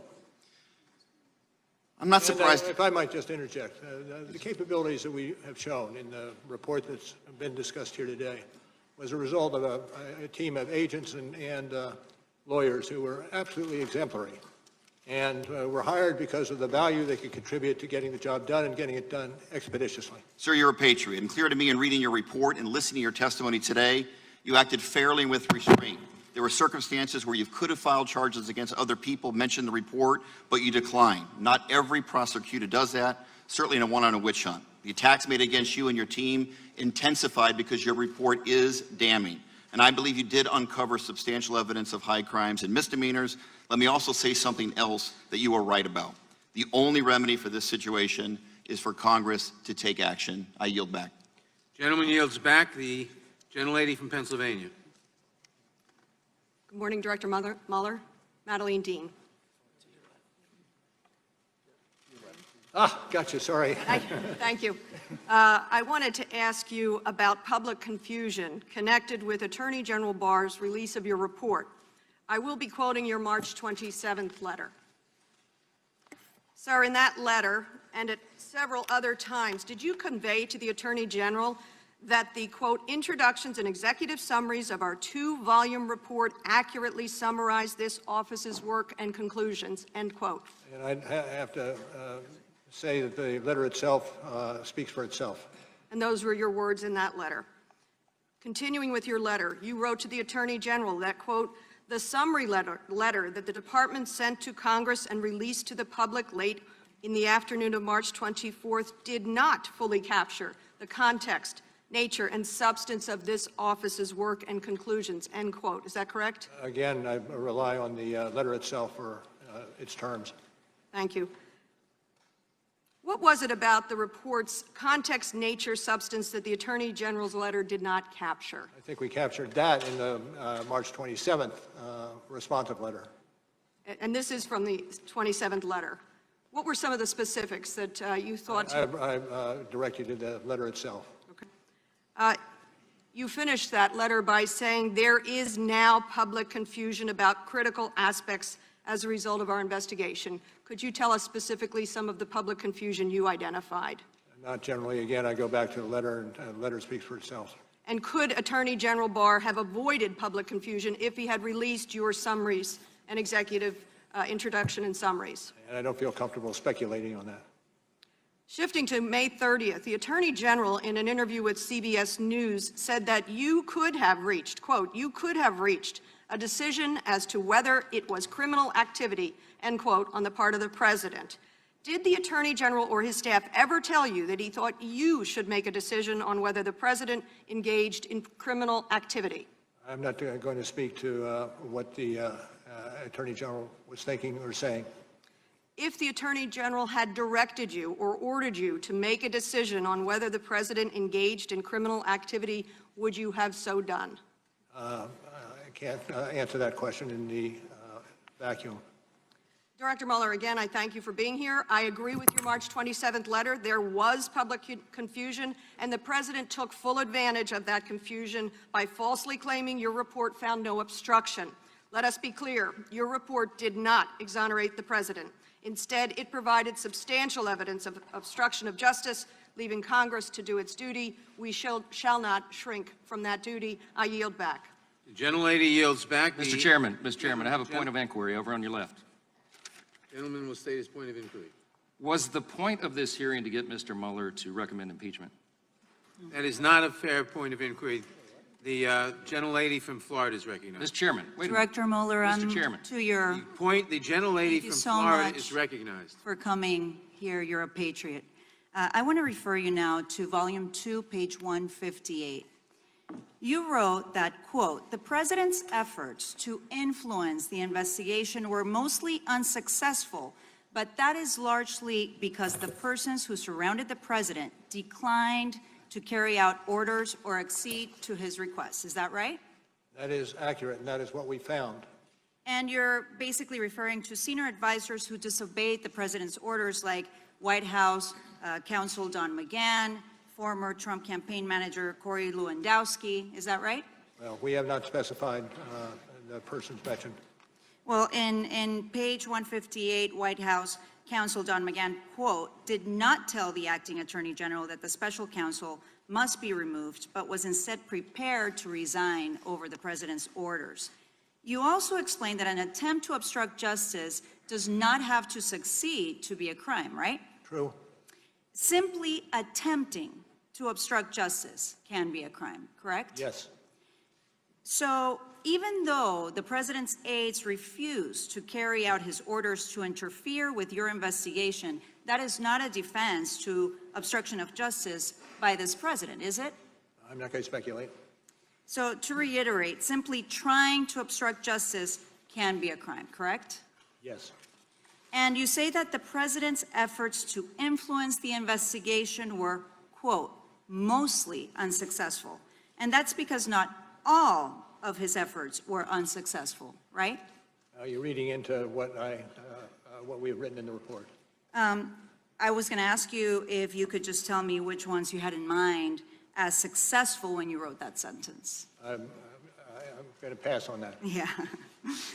Director Mueller, today we've talked a lot about the separate acts by this president, but you also wrote in your report that, quote, the overall pattern of the president's conduct towards the investigations can shed light on the nature of the president's acts, and the inferences can be drawn about his intent, correct? Accurate recitation from the report. Right, and on page 158, again, I think it's important for everyone to note that the president's conduct had a significant change when he realized that the investigations were conducted to investigate his obstruction acts. So in other words, when the American people are deciding whether the president committed obstruction of justice, they need to look at all of the president's conduct and overall pattern of behavior. Is that correct? I don't disagree. Thank you. Dr. Mueller, Director Mueller, doctor also, I'll designate that too. I have certainly made up my mind about whether what we have reviewed today meets the elements of obstruction, including whether there was corrupt intent. And what is clear is that anyone else, including some members of Congress, would have been charged with crimes for these acts. We would not have allowed this behavior from any of the previous 44 presidents. We should not allow it now or for the future to protect our democracy. And yes, we will continue to investigate because, as you clearly state at the end of your report, no one is above the law. I yield back my time. The gentlelady yields back. The gentlelady from Texas. Director Mueller, you wrote in your report that you, quote, determined not to make a traditional prosecutorial judgment, end quote. Was that in part because of an opinion by the Department of Justice, Office of Legal Counsel, that a sitting president can't be charged with a crime? Yes. Director Mueller, at your May 29th, 2019 press conference, you explained that, quote, the opinion says that the Constitution requires a process other than the criminal justice system to formally accuse a sitting president of wrongdoing, end quote. That process other than the criminal justice system for accusing a president of wrongdoing, is that impeachment? I'm not going to comment on that. In your report, you also wrote that you did not want to, quote, potentially preempt constitutional processes for addressing presidential misconduct, end quote. For the non-lawyers in the room, what did you mean by, quote, potentially preempt constitutional processes? I'm not going to try to explain that. That actually is coming from page 1 of volume 2. In the footnote is the reference to this. What are those constitutional processes? I think I heard you mention at least one. Impeachment, correct? I'm not going to comment. Okay, that is one of the constitutional processes listed in the report in the footnote in volume 2. Your report documents the many ways the president sought to interfere with your investigation.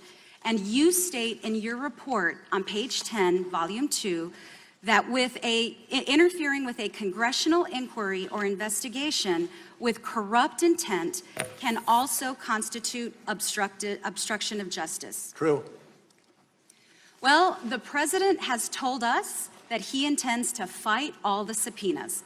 His continued efforts to interfere with investigations of his potential misconduct certainly reinforce the importance of the process the Constitution requires to, quote, formally accuse a sitting president of wrongdoing, as you cited in the report. And this hearing has been very helpful to this committee as it exercises its constitutional duty to determine whether to recommend articles of impeachment against the president. I agree with you, Director Mueller, that we all have a vital role in holding this president accountable for his actions. More than that, I believe we in Congress have a duty to demand accountability and safeguard one of our nation's highest principles, that no one is above the law. From everything that I have heard you say here today, it's clear that anyone else would have been prosecuted based on the evidence available in your report.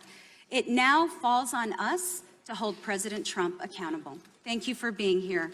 Chairman, I yield back. Mr. Chairman, Gentlelady yields back. just a point of privilege, you and I Point agree. of personal privilege. I just want to thank the chairman. We did get in our time after this was first developed to us. We did both get in time. Our side got our 5 minutes in. Also, Mr. Mueller, thank you for being here, and I join the chairman and thank you for being here. Thank you. Director Mueller, we thank you for attending today's hearing. Before we conclude, I ask everyone to please remain seated and quiet while the witness exits the room.